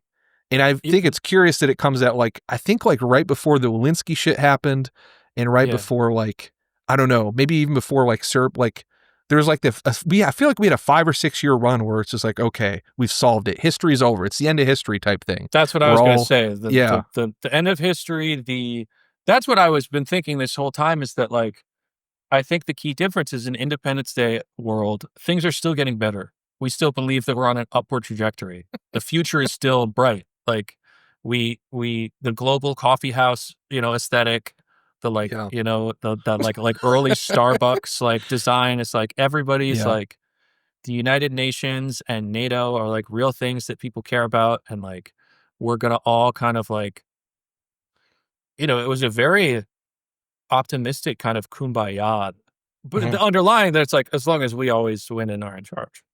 Yeah. And if any of you fuck around, then like you can get it real quick. But for now, we can all take on the aliens together. And that lasts, like you said, what, 5-6 years? Certainly. I mean, I think what ends it is 9/11, but even before that, like the stolen election of George W. Bush, the .com crash, like things are starting to, it's really like late 90s, it starts to go down. And then by 9/11, we're like, oh, it's actually going to get a lot worse now. Yeah. Yeah. And there's like kind of, it's weird that, so like I feel like the politics of Bay, like when I say like he's a fascist director, I don't know how intentional.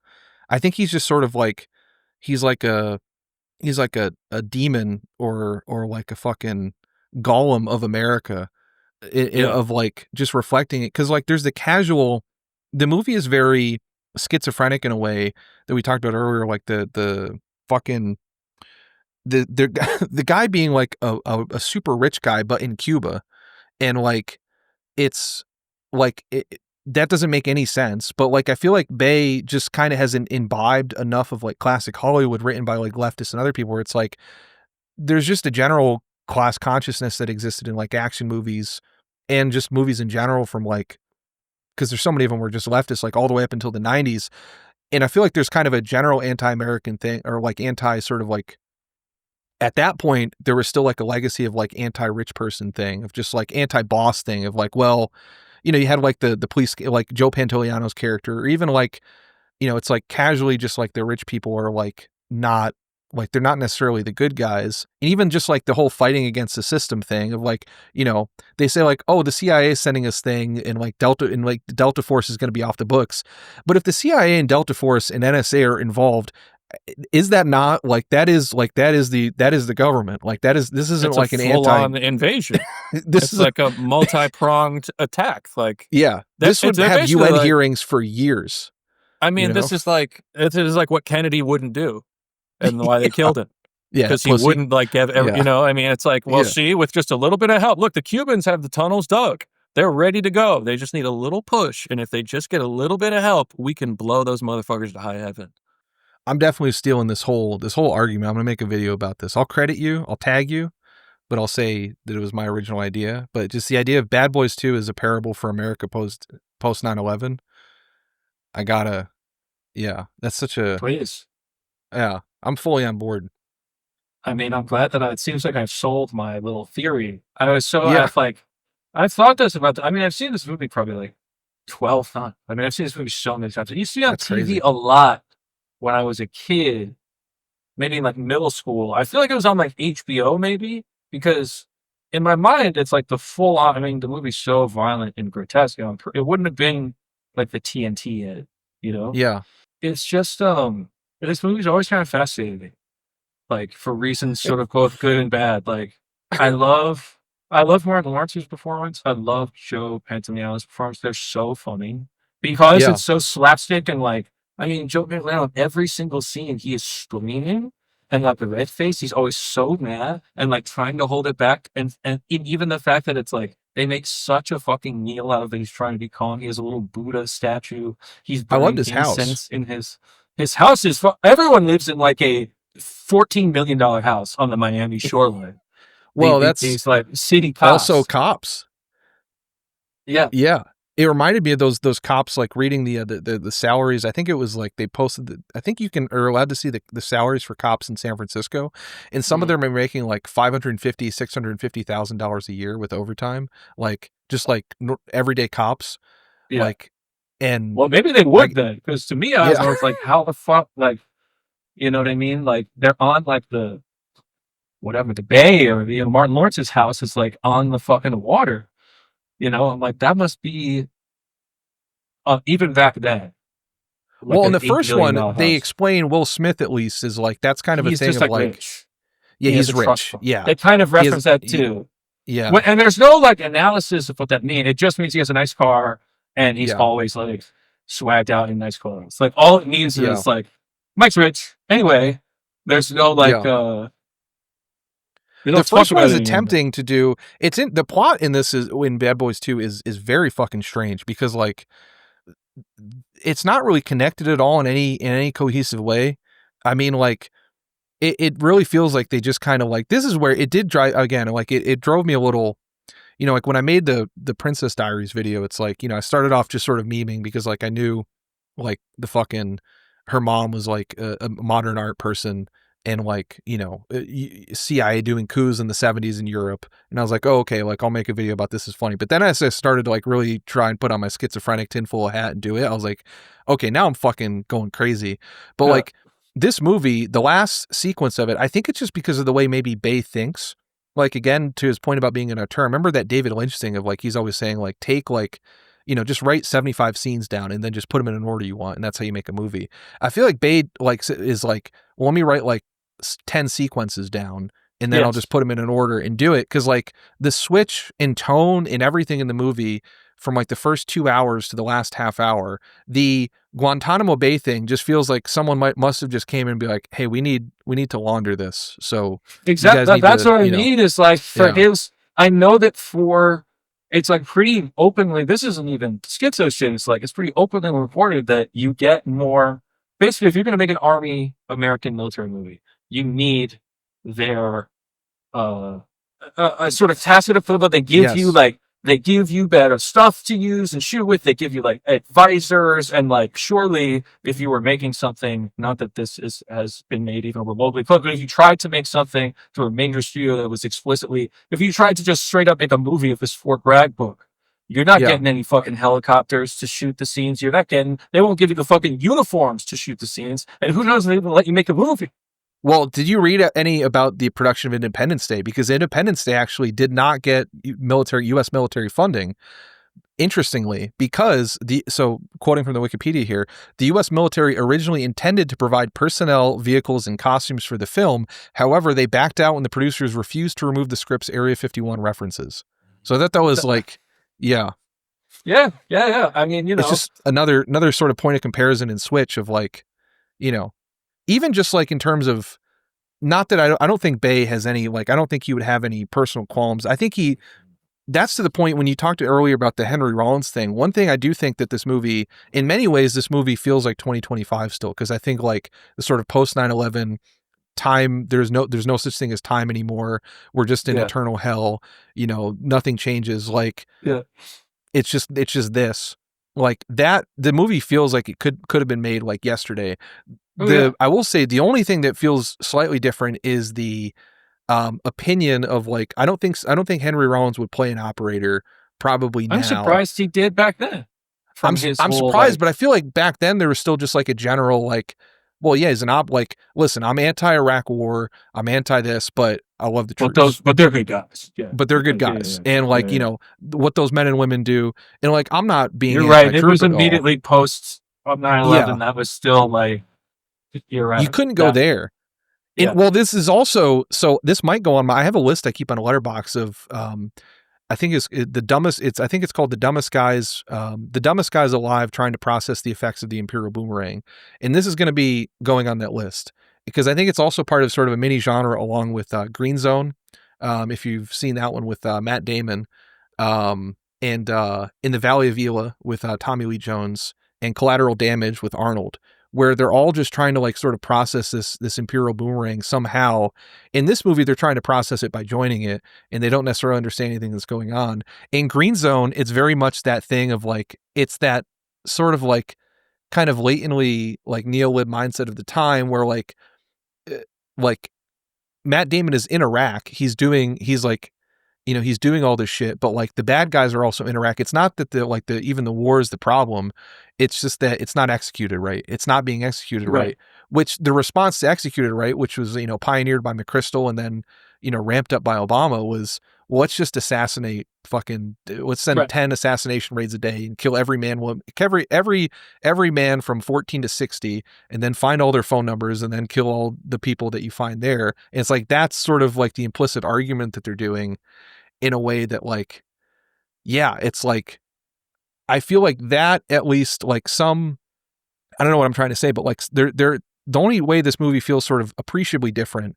First of all, you wouldn't have this many practical stunts anymore, which is upsetting. I mean, that's one thing, you know. It would never look this good. It would never look this good. But They also would have just made that it for- fucking, yeah, those It would have like cost yeah. twice as much and looked way worse. You know? Yeah. That's what it would be now. Even if it was Michael Bay directing it.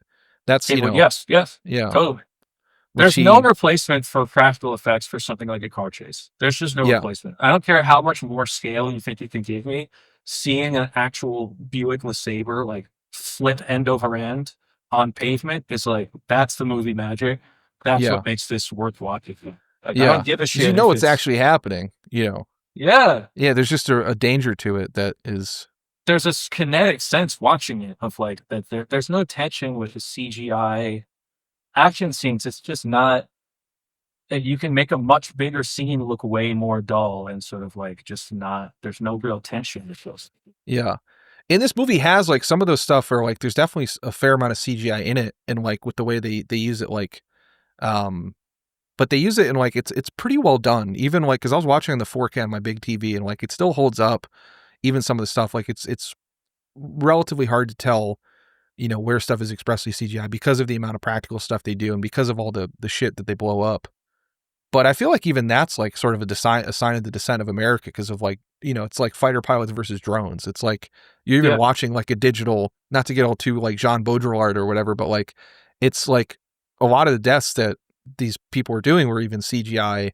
Like now, like they're effectively CGI because they're just representations on a screen in a way that's like just different than like, I don't know, that like even in the, it's just, I don't know, it's all the descent of America. It's all just like, I think you're absolutely right. And just he just found something with this. They all found something with this that is genuinely disturbing and horrific in a way that like it's of a line with like Sallow. Like Sallow and this share some type of genre. I don't know what that genre is. Movie in the void, in the heart of the void, action thriller. Like, you know what I mean? Yeah. Like it's like a happy Apocalypse Now. Yes. Yeah. It's like Apocalypse Now if they were fucking chill and having a good time. Or on ecstasy. It's like if you gave Colonel Kurtz just a couple of the pills, like imagine Marlon Brando just accidentally, you know, taking those two and then just him Pratt falling around like Martin Lawrence in the Chief's house. I mean, the whole scene where like he accidentally takes the ecstasy, so then like Will Smith's trying to get, because again, it's like we have to get some kind of a warrant, I guess. We have to trick him into giving us some kind of a warrant or whatever. And then Martin Lawrence is like roping the statue in the background, and like Will Smith is being like, oh. I mean, it's like this is like Three Stooges shit, and it is funny. I mean, they have a lot of chemistry together, and like Will Smith, I actually think he plays the straight man in a comedy duo better. He on like some movies where he's funny. Like he definitely can be funny, but I actually think he comedically is best as the straight man to Martin Lawrence's like pratfallen guy, and the two of them together, like that chemistry really does carry this movie. It wouldn't be entertaining. Like the pure entertainment value of it is so high, and also so like dense. Like you're never waiting long for like something either crazy or like overtly clownish to happen. You know, that it's just like, it weirdly gets laundered through its sheer, like, I don't know. It like, I enjoyed watching it, you know? Like, it is like deeply evil in many ways and like represents kind of, a celebration of everything that I am kind of against about the country that I am a part of, you know? Yeah, And, that and, we were and yet unfortunately born into. and yet I still am like, but also there's something to be said for expressing that so auteuriously, I guess. Like, you know what I mean? And it's Yeah. like, it's almost like, this is like a bad comparison, but there's these paintings. I stumbled upon these like paintings that I guess Hitler really liked. Some like German modernist painter that was like, he has one that looks like, it's like paintings of like This is the Odin part and I'm going to like, clip. Yeah. yeah. This is the only clip I'm going to do. These paintings are like, I gotta see if I can find, it's like they're they are just on an artistic level like very striking and Yeah. very you know, they really work as paintings, but they're also like Well, even I got without into the an connection to him, they're horrible and scary, but combined with like knowing that this was at least some small part of what made this motherfucker like get excited to go do what he was going to do, they're genuinely like, it almost feels like a haunted. Here, I'm going to shut for a second. well, you know, I got into an argument with like someone on, oh man, Like this is supposed to be Wotan on horseback, but like that's it. But like this is a stunning painting. that is fucking, I'm going to have to look at this guy. Those are crazy. It's like they are Franz von Stuck. stunning, beautiful paintings. Like from an artistic level, I think that's kind of you know, to me that feels pretty clear. But it's just like, yeah, it's like chilling to look at them, but you still want to look at them. And the way you want to watch a horror movie, or you want to, Yeah. you know what I mean? Like, I got into an argument. I'm one of the other person who was in, so you know, you posted a very interesting comment. I was like, please come on the pod. Another person posted a very interesting comment because I kind of got into an argument. I can't remember which video it was, but I made my sort of kind of said, I think casually, and I don't know if I even thought about this all the way, but I was like, you know, fascists can't make art or something, or like art can't be fascist. And this person's like, I don't agree with that at all. And I was like, well, let's argue about it. So I'm going to have them on. I can't remember their name, but we're going to that's talk cool. about it. Yeah. And I don't know if I would say that fascists can't make art because like, I will say I don't know that art can be inherently fascist because it's like an attempt at understand. Like I feel like fascism, to me, like that mindset is like specifically like a purposeful misunderstanding of another person in order to like or a group or something. Like that seems at the core of it. Like they're deliberately like scapegoating and like lying about and like and and like not actually being sort of like intellectually truthful or honest or introspective, where I feel like art in like if you actually make art, it just has a, you know, Ebert said like film is the empathy machine or whatever, right? It's like there's just something about it. But this movie, I will say, I don't know if I don't, you know, I hadn't as with most of my videos, I hadn't necessarily thought it out, you know, before I posted it. But like Yeah. this is like very fascist art in like a way that I I think don't it know. absolutely can be. Those paintings are Yeah. fascist as fuck. Like just Yeah. looking at them, I'm like, I don't know that I could define fascism perfectly. I don't know if I could do it as eloquently as you just did. But when I I don't look know at if I those did it. paintings, I'm Yeah. like, that shit's fascist as fuck. Like, Yeah. you You know, just like, you get a vibe of it. It's evil. yeah, But I think of like it's Triumph of the Will too. Like, I mean, when I remember when I was watching that, I was like, when my teacher showed it to us was like, yeah, I don't think you should be allowed to just watch this on the internet. And I was like, come on, how can that be? Then I watched it, I was like, yeah, I don't think you should be allowed to just watch this. Like, yeah. this I really does mean, need to be contextualized. watching Birth of a Nation in history class, the like Yeah. climactic like that like charge of the KKK to save the damsels in distress from the like very obviously shoe polish faced white actors playing the Union Army soldiers. It's like I'm like, Yeah. this is like shockingly vulgar and reversed, and like I can't Yeah. believe not only that this was made even then, but that the president screened it at the White House and said it was his favorite fucking movie. Like, you Also, know, it's comparison with like, Independence Day. Clinton screened it at the White House when it came out, actually. well, because I mean, there you Yeah. go. That's like a, yeah, it really is like certain works of art, I think, are avatars for their time. And Well, I think that now they do take on that, you know, that vibration of whatever that philosophy is, if they're cooked in it long enough. You know, they're not. They don't have to be, but I think sometimes they just are.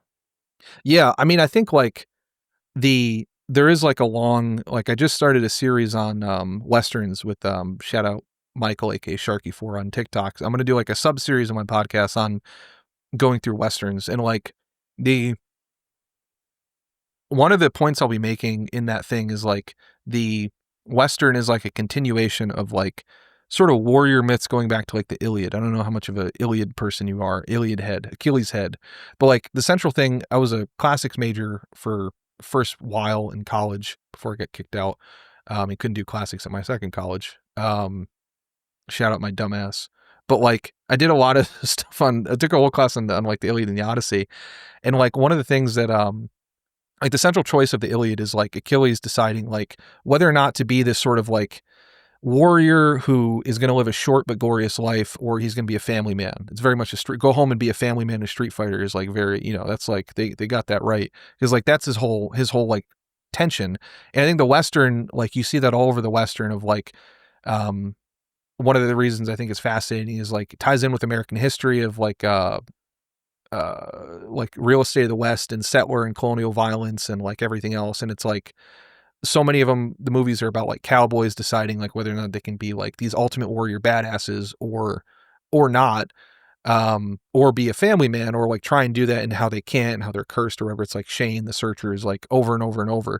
Those people later, I feel like Westerns later became like the action movie, and Lethal Weapon is that same thing where it's like Mel Gibson is like the special forces guy. Those cowboys became operators. But the issue with the operators now is that they want to be fucking these badass ultimate warriors and also podcasters. And there's not an introspection in media of them them sort of realizing, or like there's not like a inspection of them of like they can't actually, you can't canoe people for a living night over night for 7 years and then just come back and live in society. I mean, there's this, I need to find this, I wish I could find this clip. I think I lost it, but there was a special forces guy in a podcast. I lost my mind laughing at this for like an hour. I thought I was going to pass out because he's like, yeah, I don't have PTSD. He's like, I don't have PTSD, but I know who he's you're like talking about. He's like, I'm nostalgic about it. Like is there talking about that guy? There is that guy. Well, that guy, that guy is a utter sociopath, and the comments on videos of him are like, haha, he doesn't even feel bad about all these people he killed. What a badass. It's like, this guy is fucking Ted Bundy. Okay, because I'm like, this guy is a fucking evil person. He refers to every single person in Afghanistan as a savage. He's like, savages, these savages, like. The best definition I heard of special forces is that like, I think it was on Chapo. They had some author on, maybe it was one of them just talking about how like, they're kind of a way for like societies to like what they've historically been like in frontier troops have been like a way to just kind of keep sociopaths out in the border. Like they're going to like serial killers and sociopaths and whatever, just keep them away from. For. Yeah. Since Rome. It was like, we need to get these local, we can't pay them, get them to Germany. Like, we need them. Do not let them come back, because we don't have enough money and bread that we don't think we can't bribe them to not just fucking take our shit over. Yeah. You know? This guy was actually different. So that's that one guy. Yeah. He's fucking an absolute lunatic. I have to swipe by him every time. Like instantly I'm like, please don't put this in my algorithm, because he's just an upsetting presence to see. But there's this one guy who was saying like, he's like, yeah, I don't have PTSD, but like, he's like, I do get up 6 or 7 times a night and I clear my house. And he's like, I just go in every room and like, I just make sure that, no bogeys are there. He's like, but I don't feel bad about any of this stuff. And I'm not like a fucking pussy like some of these guys, but yeah, I do get up 4, 5, 6, 7 times a night, just clear my house, just to check. And he's like, I kind of wonder, he's like, when I came home, he's like, I started wondering where that's from. He's like, I think where it's from is that it was kind of my job to just like go into people's houses and kill people for like 5-10 years. So I think that's where it's from. And he just like continued on, but like, it wasn't like a thing. They weren't even, they were just editing that clip, not to show that like, not even being ironic. They were just saying like, this guy's just talking about it. Yeah. That is a clinical sociopath. He's basically saying my nervous system still has the scars because, the lizard part of your brain still remembers like strangling people in the middle of the night, but emotionally, nothing. I bear no guilt or remorse whatsoever. It's purely electrical that like, I didn't sleep for the night because we were killing people, so now I can't sleep for the night. It's like a salmon swimming upstream or something. It's just like, there's just And it's like It's that if killing, who knows how many other human beings registers on your brain with the automaticness of a salmon swimming upstream, then it's like completely anti-human. It's like, what's the yeah, point of human, you know, complexity in life? You know, yeah. if you're only accessing it at that level to where you can steal another person's life with just like opening a fucking cracking open a can of beer or something, you know, like. Yes. And I wonder how, you think, serial killers is like, that's pretty few and far between, but I don't think serial killer is the only way for a sociopath to like exist. Obviously, No. operators is a CEOs, good way, but even Christian CEO, that conservatives. exact Yeah. politicians, like, I mean, shit, Yeah. you want to talk about LA, you want to talk about Hollywood, Oh writers, yeah. directors, actors, like, and I'm Harvey like, Weinstein, like, yeah, I mean that's I think we might unfortunately underestimate how many people are like riding that line around us, you know? I really think again it's bad. Like the thing about like Bad Boys 2, why it's like just driving me so insane, and why I'm almost kind of wish we hadn't done this episode because I didn't need that in my head of like a movie predicting it. I'm Like it was sorry. like watching. No, it's great. I loved it, but it's I don't know if you watch Cabaret, the Bob Fosse Mhm. movie. That Well, I I mean, I've hadn't seen seen. the musical. Is it the The, same? yeah, Is it yeah, the yeah, musical with the yeah, in yeah, Berlin and yeah. the yeah. The movie is one of the most depressing, like horrific things. Because like the way if you haven't seen the, I would like he's such a genius. Um, I watched like this was a very hard weekend to movie watch because actually I mean there's multiple Fosse connections. I watched Bad Boys 2 last night, um, and then but the night before I watched this movie called Star 80, which was Bob Fosse's last movie, which is a very good movie about based on this article called The Death of a Playmate, um, where it's about like this murdered Playboy bunny in like the early 80s called Dorothy Stratton, and it has Eric Roberts playing like one of the scummiest guys you've ever seen in your life. Great performance, but the way he does it sort of like he makes the viewer kind of complicit in like the objectification, and like he makes the viewer complicit in like sort of the crimes of the movie in a fascinating way, in that like it's about the death of a playmate, and but he sort of is the point of the article, which is a brilliant article that this lady wrote, was that like this guy who killed her was like this small town pimp who discovered her and then like was her husband and then brought her to LA. But then like the pimp and Hugh Hefner, and he actually calls out the director Peter Bogdanovich. They were like, it's all the same. They're all the same people. The therapist from The Sopranos. Yeah, Oh no. that he was Elliot. this lady's lover. So she was married to this pimp, and then the pimp brought her down. This is a casino. Exactly. Yeah. Yeah. And yeah, James Woods in Casino is basically like he could have played this so Eric creepy. Roberts role. It's the same type of guy. Yeah. It's even more disturbing. It's like that plus a mixture of just dead-eyed Eric Robertsism. But like Fosse in that movie makes the viewer complicit in it in sort of the same way that in Cabaret he kind of makes the people complicit in the production, and like in that where like he sort of like turns the camera and sort of breaks the fourth wall multiple times to show sort of like rising fascism and like people just sort of like, while people just engage with art and like whatever else. So watching Star 80 and then Bad Boys 2, I was like, Star 80 is one of the most obscene, and like I was like, this is a masterpiece. But then a day later I was just so upset by it that like I wrote, like Kyle was like, I'm taking this movie down to like 4.5 on Letterboxd, which is like, that's my rating for like when movies that I have some ethical problem with movies. Cause like in the same way that this lady was abused and exploited and sort of like made an object of people without her story told by these other men, like Fosse himself, I think in sort of a moment of introspection does it, and like makes the viewer complicit in also doing that via like Playboy culture and like whatever else, in the same way that Hefner and Bogdanovich and this pimp did. But Bad Boys 2, I feel like in Cabaret, they just kind of do the same thing, where I felt like I was participating in this movie, watching it in a way that like, I don't know, going back to the discussion about like fascism and art, I ordered a movie from Kino Lorber for whatever reason sells a couple movies made under the Third Reich. And I kind of want to see, maybe that'll get you back for episode 2. There's this movie called Der Kaiser of California. It was like the first Western produced under the Third Reich. Looks beautiful, like Triumph of the Will does. But I want to watch it, and I want to see if it's bad. Kaiser of California. I have a theory it's just going to be Kaiser of California. That's nuts. I have a that theory sounds like a Thomas Boys Pynchon side joke. Like, yeah, yeah, like that sounds so fake. I bet it is Bad Boys too. I bet. do you find and this is all a long preamble, like, how do you find the connection between this and then like the rise of operator movies like Taken and like, I don't know, Olympus Has Fallen, and also superhero movies? Because a complaint of mine with superhero movies is like, I think you can totally see Department of Defense fucking just like the war movies are. They're just as much as the war movies are.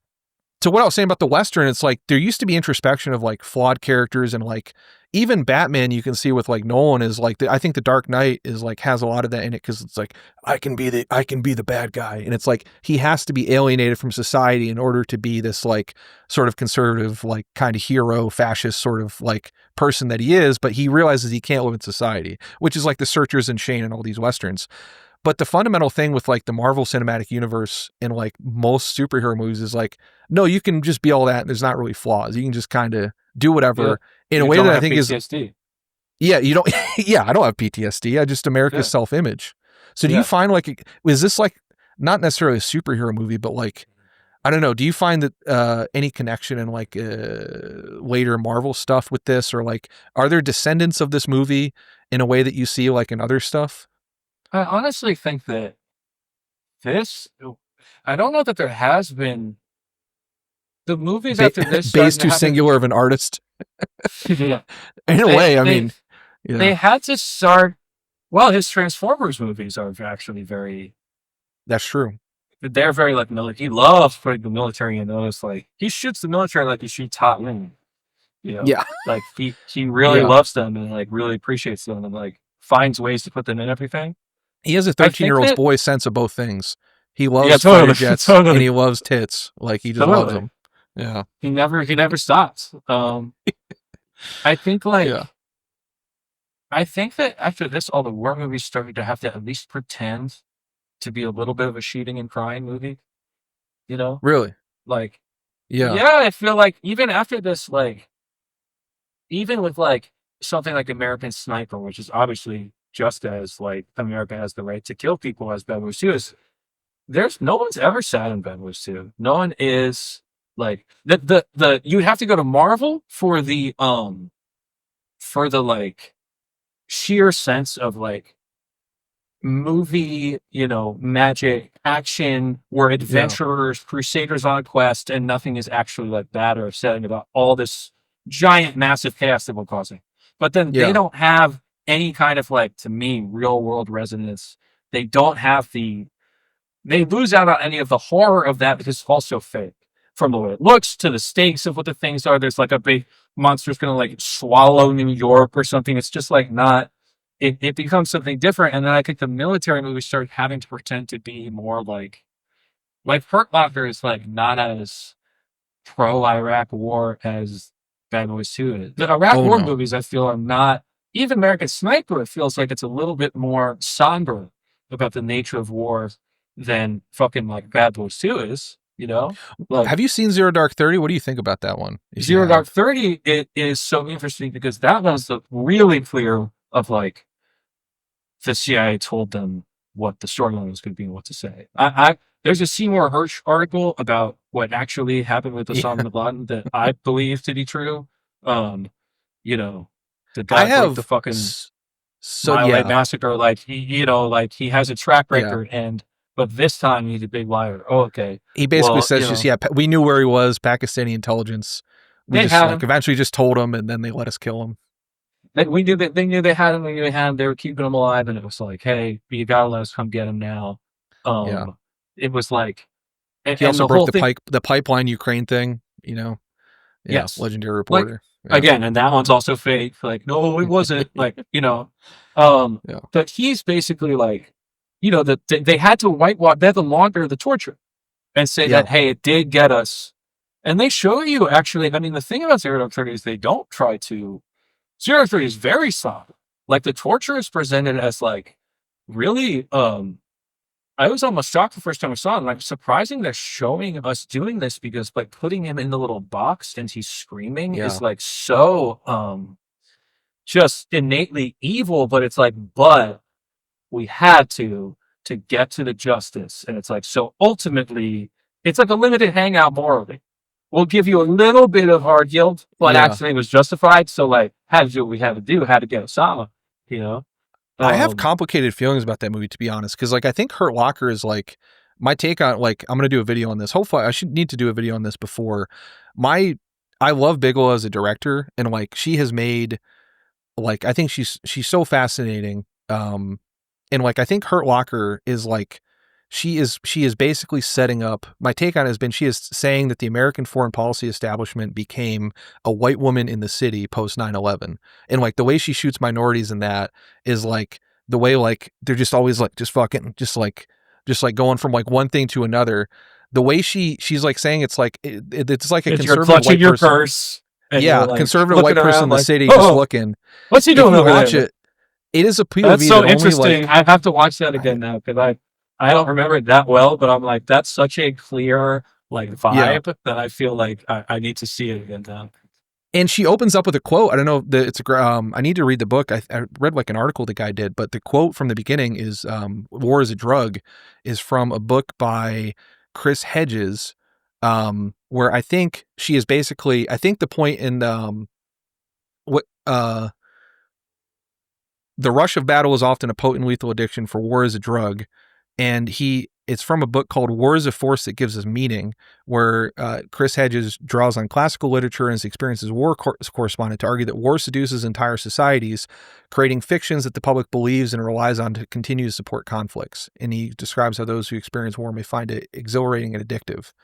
And I feel like in the Hurt Locker, she was just sort of like, she has a tendency to just sort of flatly describe things in a way that I don't know how to feel about Zero Dark 30, because like, I totally agree with you that like, I was super shocked when I saw it, but like the torture doesn't necessarily in that movie. Michael Moore's, he said like, he didn't think it was pro-torture at all, because like, it doesn't necessarily lead to them catching him. It's just sort of part of a thing. And then he gives them bad information as much as good information.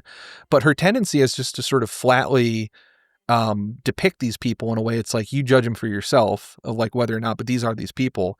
My favorite part, where I think it kind of leans into sort of more direct criticism, implicit criticism, is like Chris Pratt fucking reading the Tony Robbins book on the way to kill bin Laden, is like, that's the most accurate depiction of a modern special forces guy I think I've seen.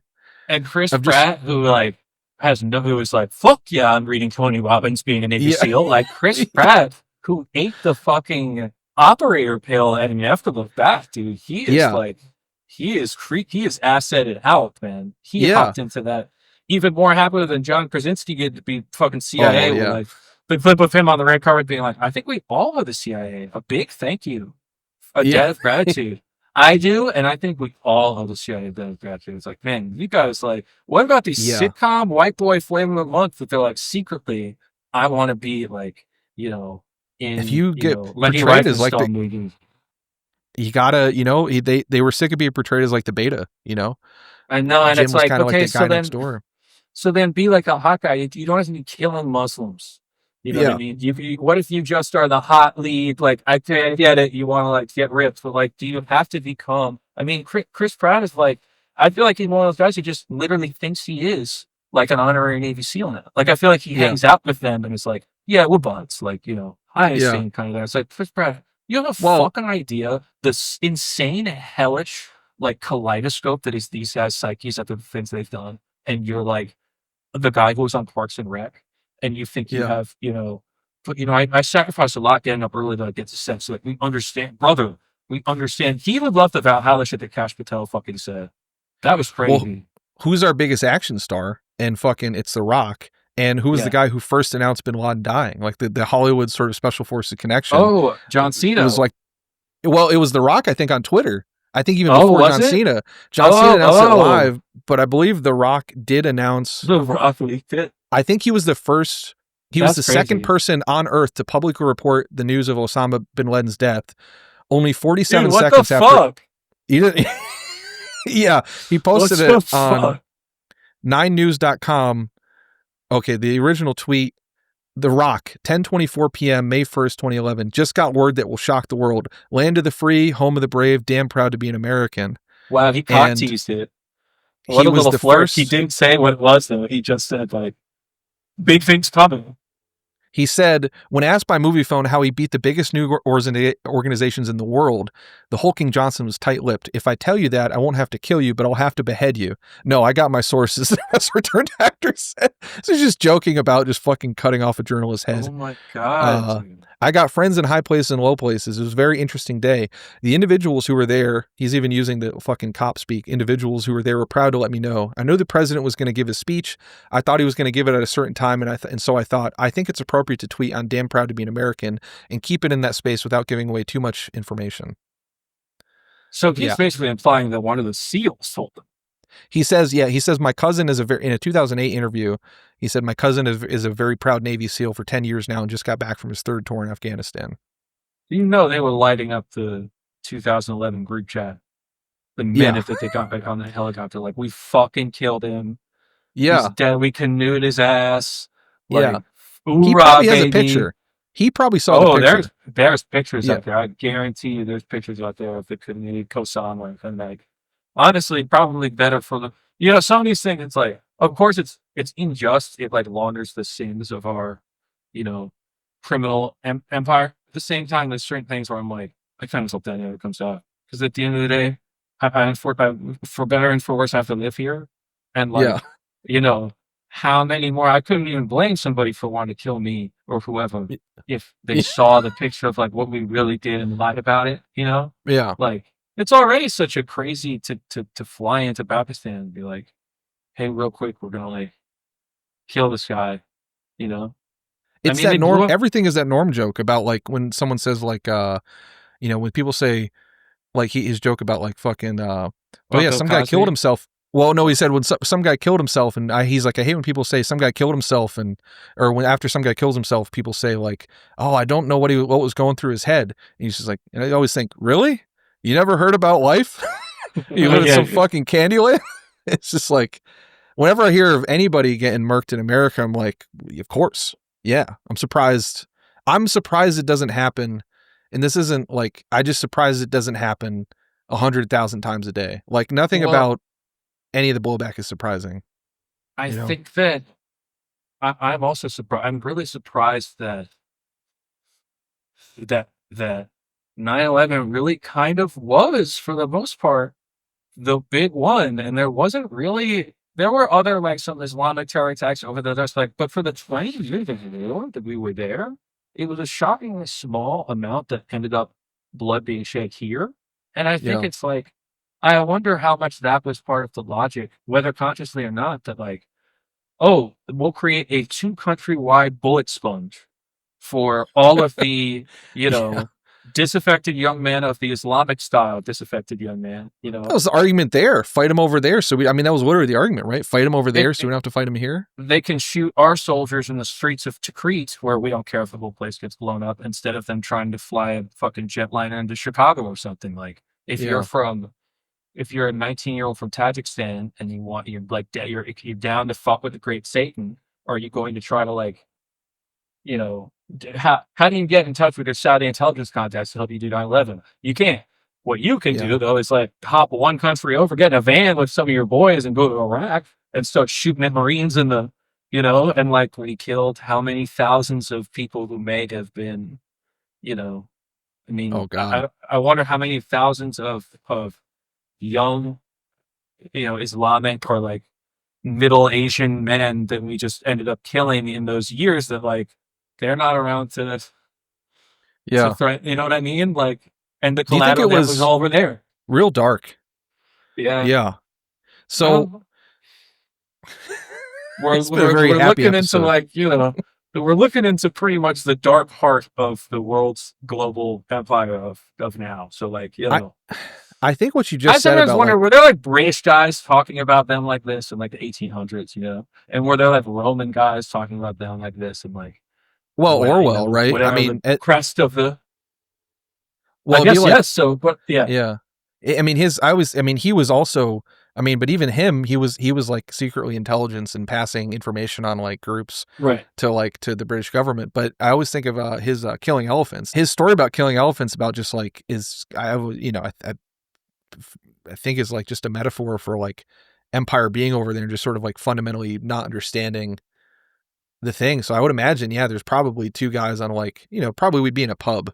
You know, we wouldn't have the distribution, but you know, I mean, while they're I'm doing it. thinking like 1700s British guys at the coffee house being like, that fucking American war, it's a waste of money, you know? Like, this Absolutely. guy, you know what I mean? Like, Yeah. they fucking 100%. probably planted that Boston Massacre guy. That guy was an asset, you know? Well, like, it's yeah. all money, man. Yeah.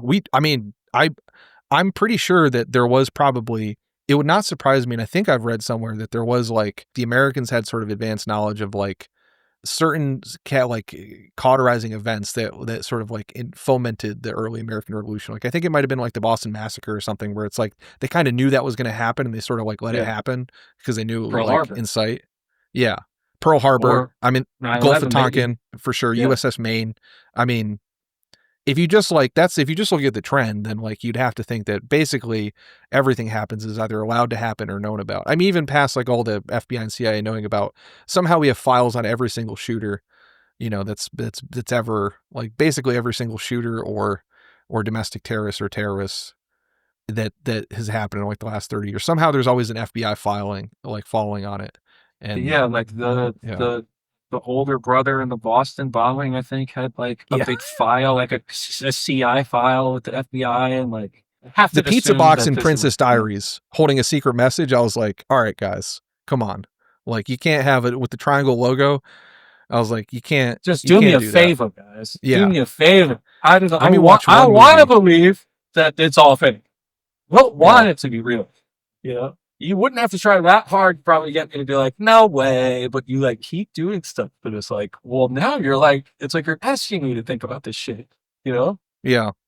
Which I think they kind of play with interestingly in Independence Day, where it's like, that's always been the funniest plot hole in like any movie, is like the aliens have blown up New York, Los Angeles, and the White House. And then the head of the CIA or the head of the Secretary of Defense is still not telling about the aliens. They're like, you know, it takes an old Jewish dad to be like, you know, you guys know about this. All you knew and you did nothing. And Area 51 is so secret that they're like, they can just blow up the whole country. We don't care. It's like, that's, well, when you know, OPSEC, you know what I'm saying? Yeah, that's OPSEC. Yeah, nobody there wrote a book right after they got back. They're not like the SEALs.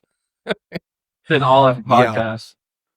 Yeah, they're not just openly talking about it. All bragging for who can have the least remorse for everything that they did. Who can have been emotionally impacted the least? It's like the competition, you know.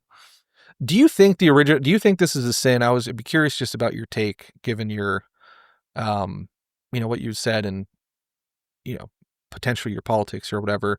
I was trying to think about what our sin is as a country.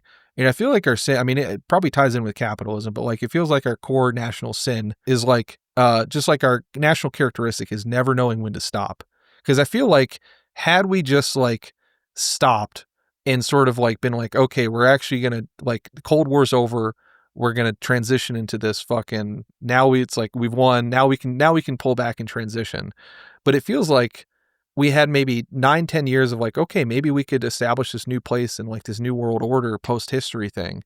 But then 9/11 happened and it's like, okay, now we're just in this permanently. And we're just like, it's almost like it feels like it infects every single thing of American life, of just this whole thing about like, it's like the quarterly capitalism of like, it has to grow. It has to be growth. It has to be growth of the empire. It has to be growth of this, that, and the other thing. Like, we can't just stop. Do you think that's like our sin of like, because Independence Day, we should have stopped, but instead we became bad boys. It's like, you know what? Actually, what we need is more drugs and more Adderall and more special forces. I think it is. I think that's very much true and very much like, I mean, ties back to what we've been saying many times about like the how just saturated and maximalist everything in Bad Boys 2 is artistically. I also think that my mind, when you said what our sin is, I immediately went to the seven deadlies just from being raised Catholic. And I'm like, I think a lot of times it looks like greed, or I really think it's wrath. I think it's our violence. I do think that the nature of empires is to increase in size and keep bullying people. It's like a bully until they get punched in the face. They're going to keep bullying. And they might have to get punched in the face a few times until they stop and give up. But unfortunately, I think empires, like some people, only stop when they realize that they can't keep exploiting things because someone's Yeah. going to stand up to them. They never stop of their own accord. I think that's kind of in the nature of empire itself. Certainly Yeah. like Western, but not even that. We get Western capitalism, but every empire, really. I mean, even like you think about like a more humane empire, like you hear about like the Arab Empire of like the Middle Ages, that like Yeah. you didn't have to convert, you weren't going to be killed. It wasn't like ISIS. It was like you paid like a tax if you wanted to be Christian or Jewish, or you. Yeah. Even then, the thing is still to propagate, to spread, and eventually there's going to be people who don't want it badly enough that you're going to have to kill them and fight them to win. And we have never lost real people. Our losses weren't real losses. Vietnam was a loss. Like, not really, not a danger to the country. Neither was 9/11. Now finally we may have fucking, basically like our orgy of violence and money in the Middle East may have finally bankrupted, especially now that like we have like a succession of the world's like worst old men in charge Yeah. at just the right time. Like, we might find it, but even that is not really like, I hate to say, speaking of getting dark, like, Yeah. but I don't think there's any way that America ends other than extremely violently. Yeah, it's interesting that when you say wrath, like that is that's the opening line of the Iliad. To go back to the Iliad, sing goddess the anger or wrath. It's commonly translated of Peleus, his son Achilles, and its devastation, which put pain thousandfold upon the Achaeans, hurled in their multitude to show the blah blah blah blah blah. But like, yeah, I mean that is like, it is. Yeah, it is just like it is an anger, and it's also, I feel like it's also like I don't know, we can't stop. Like, we can't stop. Like, we had all the military stuff left over from the war, the defense budget and whatever else, but like, we never have cut that. We never It put was it back in never, the bottle. And so we've had to yeah, create conflicts over and over again yeah. to justify that, because It's that. like why I can't buy Doritos. I'm going to fucking Yeah. eat them, Yeah. Like, Yeah. I know not to put them in the house. Yeah. It's But very much an yeah, addiction to that growth that, like, Eisenhower was talking about in his farewell speech about the military industrial complex fucking 50 years ago, and yeah, like it never went back in the bottle. It's only gotten bigger and bigger and bigger since then. it's crazy.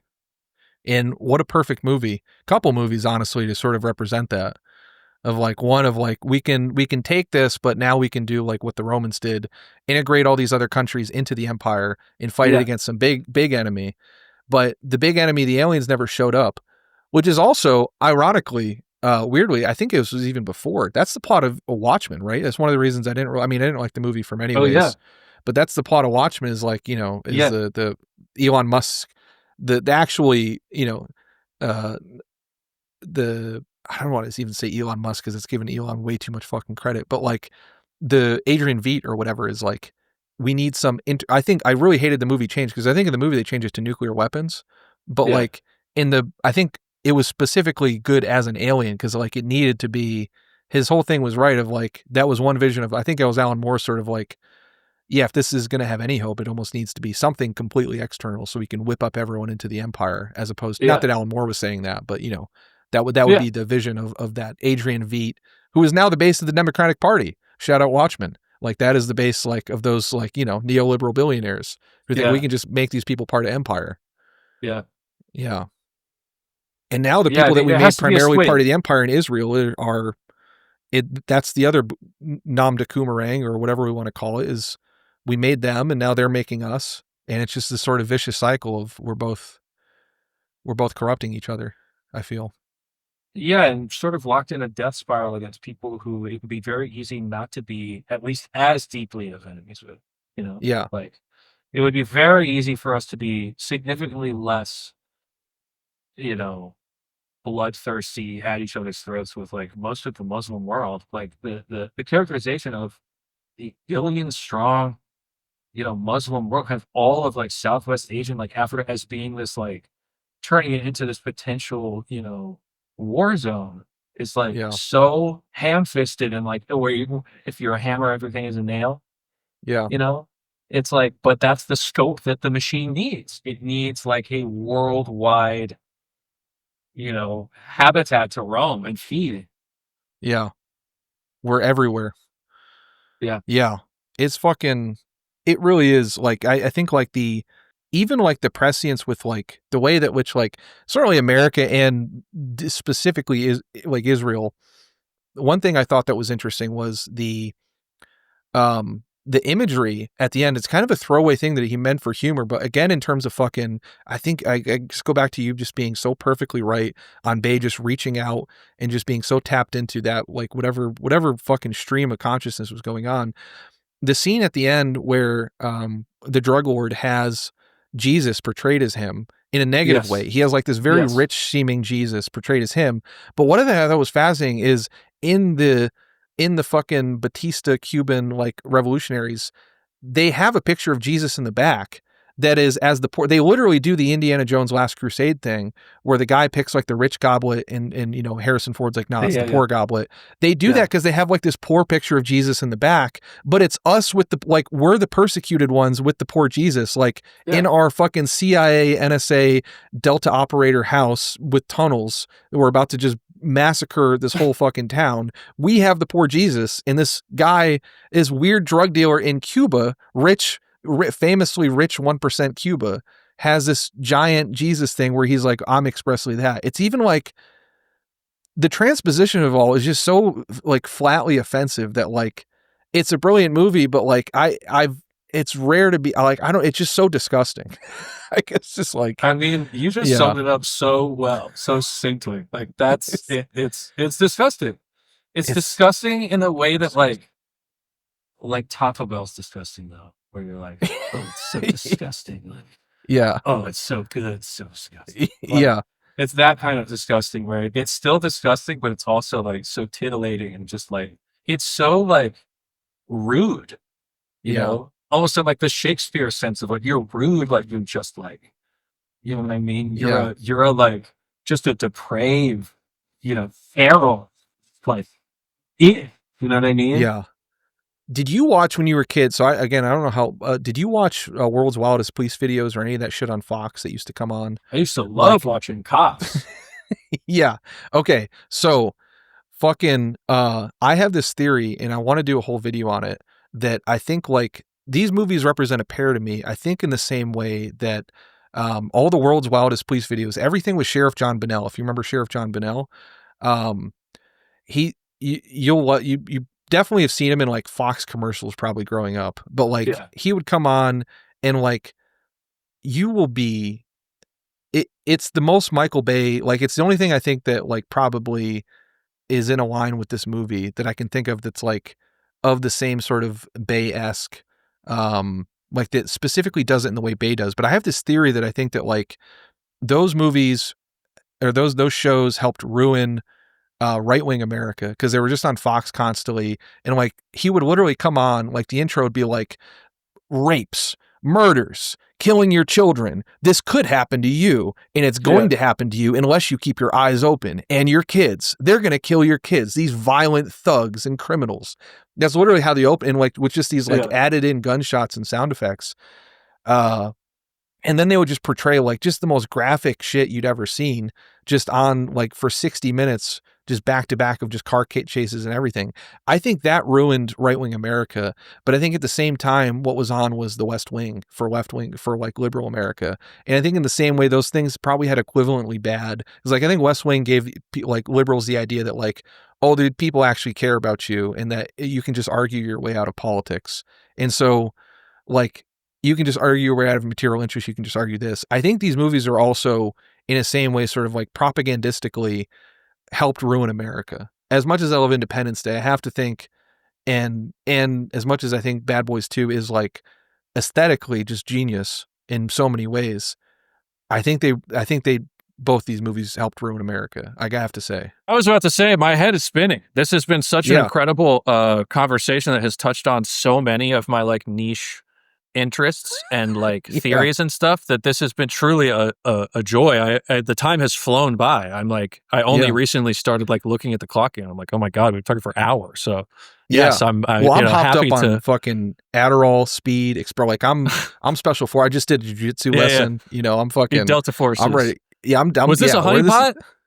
You just got me to spill everything I know, dude. Fuck. Yeah. That's what I'm like. I get sometimes. I think I'm saved by my ultimate complete irrelevance, Yeah. like, you know what I mean? So I'm like, Yeah. so as long as they can know what I think, but as long as they understand that I'm no fucking threat beyond like spieling on a podcast, I'm like, so I think you can leave me alone, because if you came down to it and were like, shut up or we'll kill you, I'll shut the fuck up, just so they know that offer's Yeah. out there.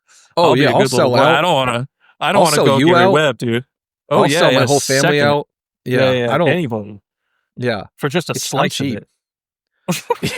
just give me something.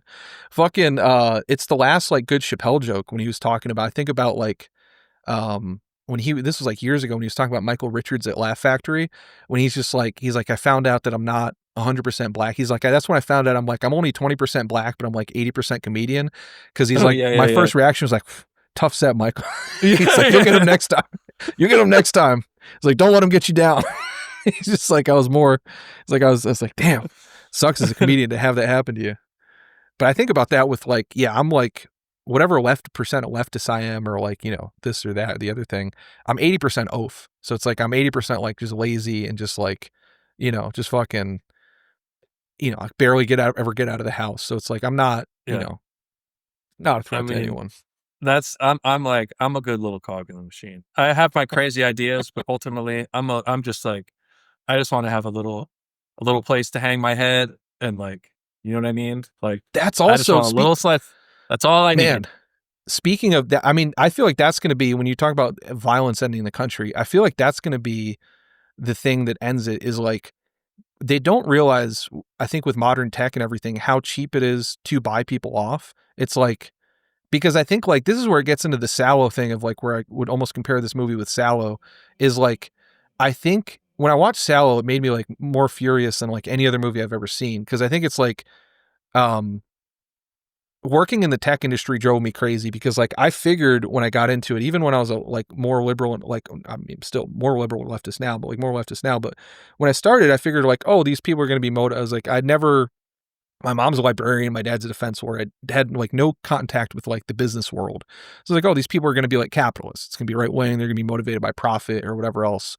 And to my great dismay, it's not even just that. It's the abuse is the point that they all want. It's like, if they could be doing Sallow stuff to us, making me eat shit, fucking anything, it's like they absolutely would. They can't wait to do it. And if they could get away with it, they could do it. And like realizing that sort of like darkness about it made me, I don't know, just I feel more cynical since working in that industry. Mm-hmm. And I don't know, but there's like, I don't think they realize that like, you don't need, like, you can have 90%, 99% of the money. Just like, I just want a little roof, some movies, give me some good, don't, like, you can even have the fascist propaganda, just give them with practical effects. Like, make Bad Boys. I haven't seen the latest Bad Boys, but they look bad from the trailers. Oh, they're so bad. I mean, like, just give me Squibs. The fascist propaganda ain't what it used to be. I'll tell you that, my friend. Give me $40,000 a year, a roof over my house, a little bit of healthcare, dental, and Squibs. And it's like, you can do whatever. Like, have your Epstein Island. Like, that's, have 6 of them. Like you have, but they really want to make you fist fight even for that. They want you to have to like fist fight other guys even for that. And like, something that actually has brought me a lot of comfort in the last like few years is kind of looking at myself like really not that different from a medieval peasant, from like a serf. Yeah. And it's like, the rich man, you have to do what you may for a coin from his pocket, and he may kill you or lay with thy wife, but you just, you do your daily bread, and you pray to your, and you're like, I mean, this is. Do you think we're about to start getting some weird morality? I'd love to see if like the morality, because like that's the thing. The only people I've found who got like 11th century morality has been like Mel Gibson. Like he has like a weird morality to him, where he's like a fucking medieval artist, where he's just like thinking about hell and like the six levels of it. But I kind of wonder if we'll get more of that, like, because I love the Canterbury Tales. So I wonder like maybe we'll just start like getting the weird ass morality of like that or something feudal. It's rhymed. It's ripe to go back to like that medieval church tithes, and like I think we'll start. I mean, it seems like the next natural progression, we start venerating tech overlords when they start to go transhuman and like become immortal. They had Sub Summit, and they caught them on the hot mics being like, Yeah, this with the stuff scientists cook coming out, we could probably live to be like 150. They might be able to make us live forever. And they're both like, ha, ha, ha, ha, ha. Like, Damn.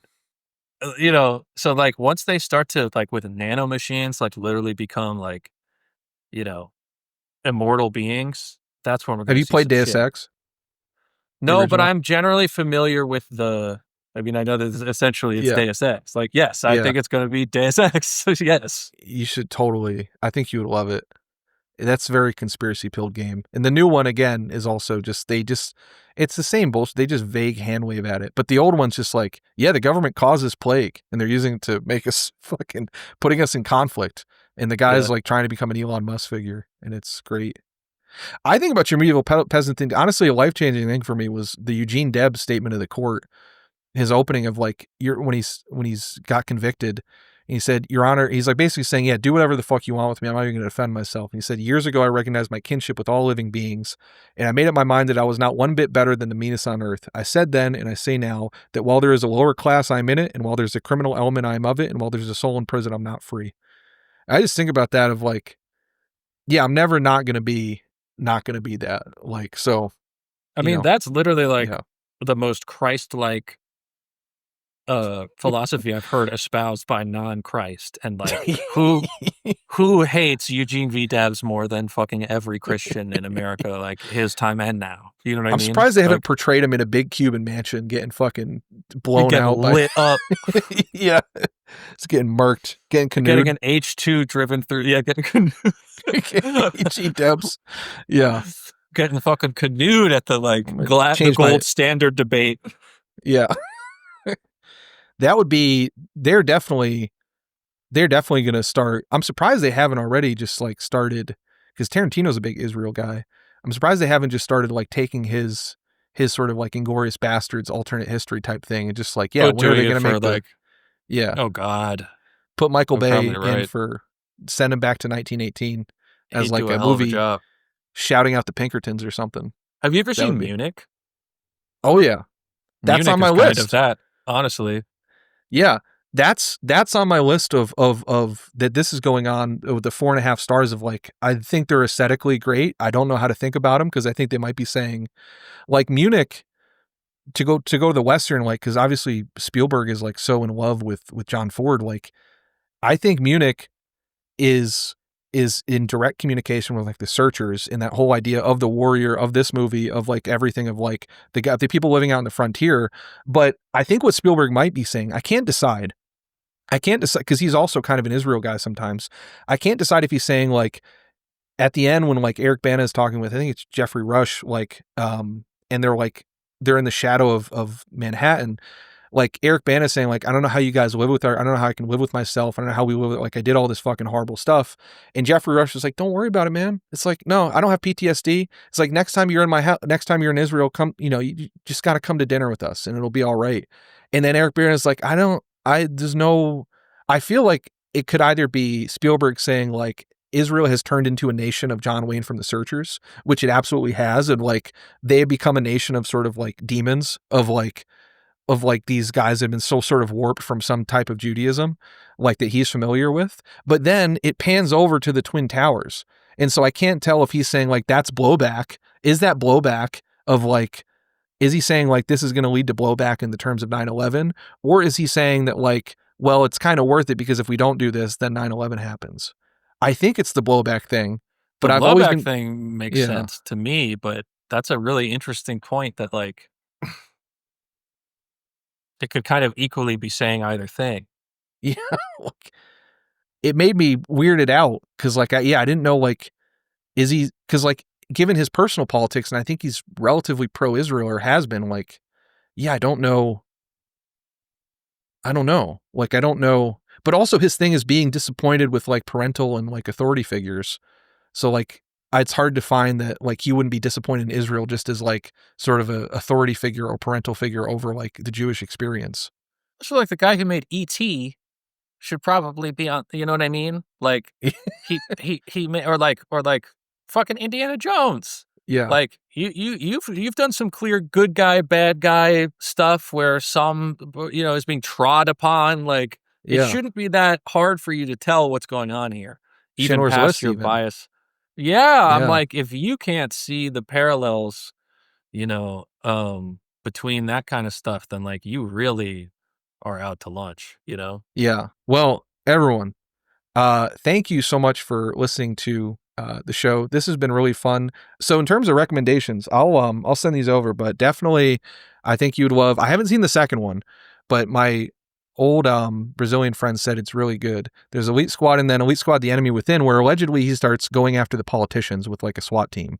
And this Oh was like shit, the big okay, that's favorite of the cool. Bolsonaro right, but I think it's like a Hurt Locker type thing where it's like just sort of flatly portraying him in a way, and I think it's like very very Bad Boys 2 coded as well in a way. Very Zero Dark 30 coded.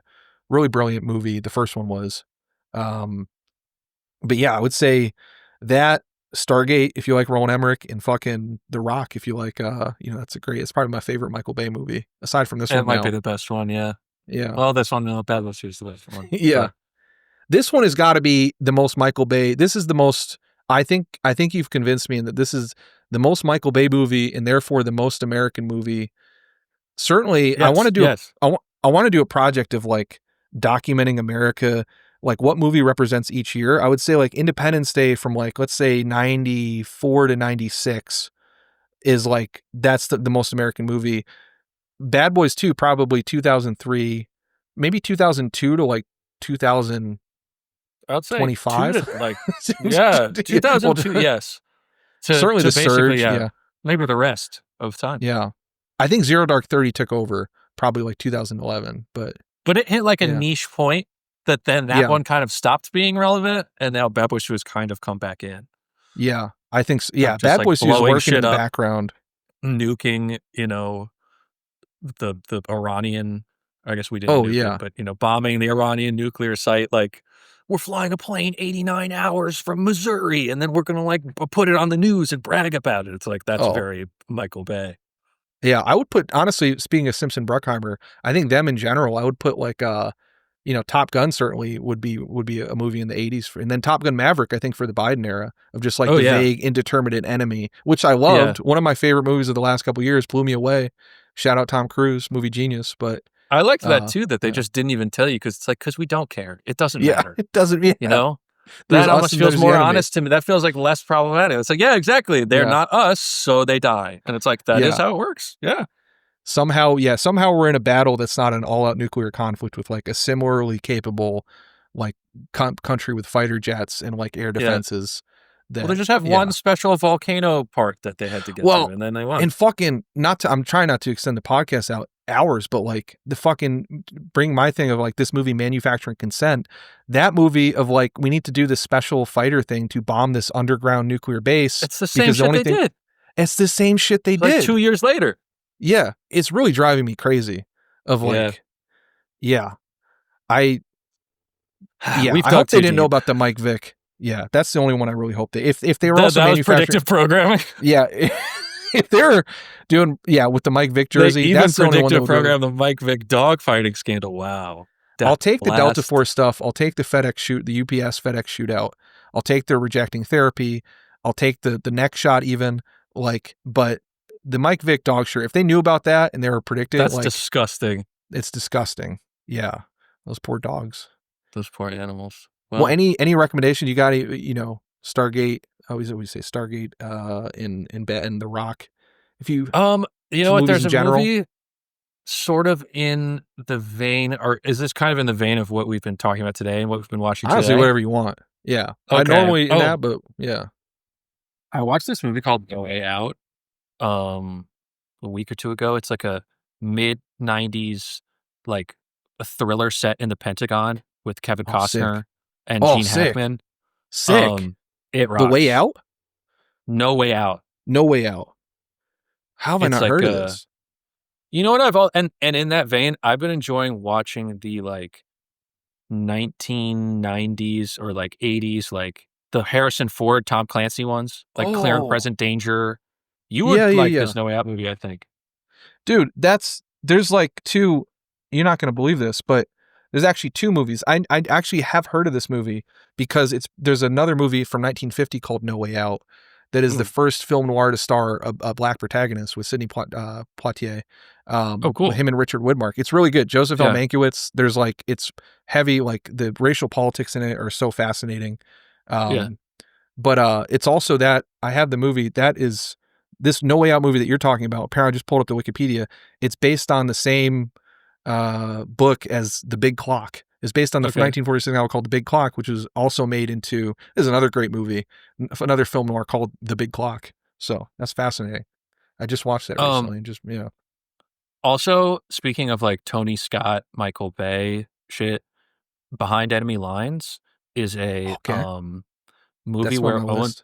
Owen Wilson gets shot down in like, you know, Bosnia. During that, like taking pictures of like the mass graves that like the Serbians have, you know, like, and he gets shot down and is like on the run through, you know, just like with like the guy who literally looks exactly like Nico Bellic from Grand Theft Auto 4 and is literally dressed like him and his like default, who's like this scary like sniper guy. And you know, the whole thing is like get back to American hands and like get the pictures back so America can like prove that, you know, we should bomb these guys or whatever. And it's a very like, I forget who directed it. It's like off-brand Tony John Scott. Moore. It's like it's like a Kirkland signature Tony Scott edit. It has some crazy editing that's like mid 2000s music video editing. But it is like well, and then Man on Fire, which I'm sure you've seen. Yeah. That's just I can't watch that. Yeah. I showed clips of that to one of my Mexican coworkers. I used to work with a bunch of Mexican fellows like in Mexico. And they hadn't seen it and they thought the portrayal of Mexico in that was just the funniest thing in the world. Just like they make it like Dante's Inferno. It's like hell. Like it's like a, you know, it's literally like a but this guy John Moore Moore who directed that Behind Enemy Lines probably has the worst filmography. I'm looking at Behind Enemy Lines, Flight of the Phoenix, the 2006 The Omen, Max Payne, and A Good Day to Die Hard. Yeah, that's crazy. Tough. Yeah, I guess Owen. See, that's a tragedy of Owen Wilson. He could have been a Chris Pratt, John Krasinski guy. He's just early. He didn't want to, I would imagine. He comes across as very miscast in this movie. It's really like, why is Owen Wilson like playing the fighter pilot behind enemy lines? Like, I wonder if he was attempting to. You know, if maybe he was trying to take that career arc, but it was just too early. Chris Pratt hadn't paved the way.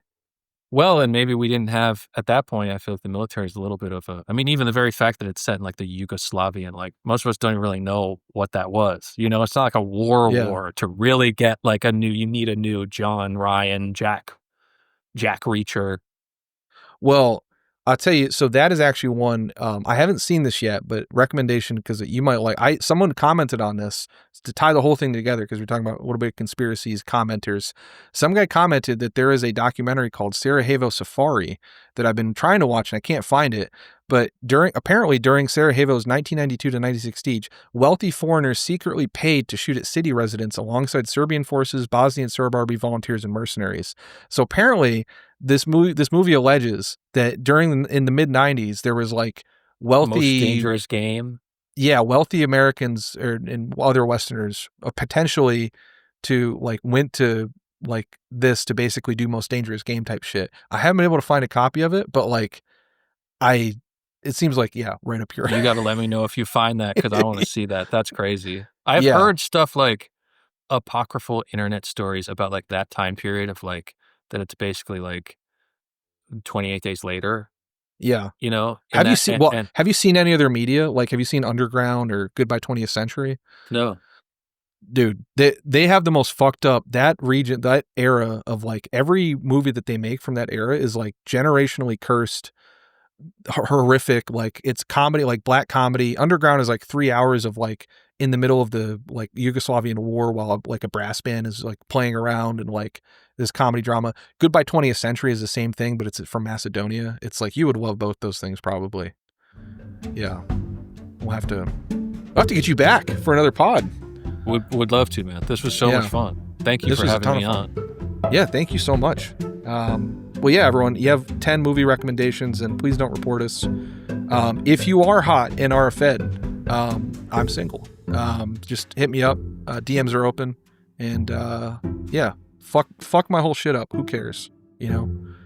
And thanks everyone for listening. We'll see.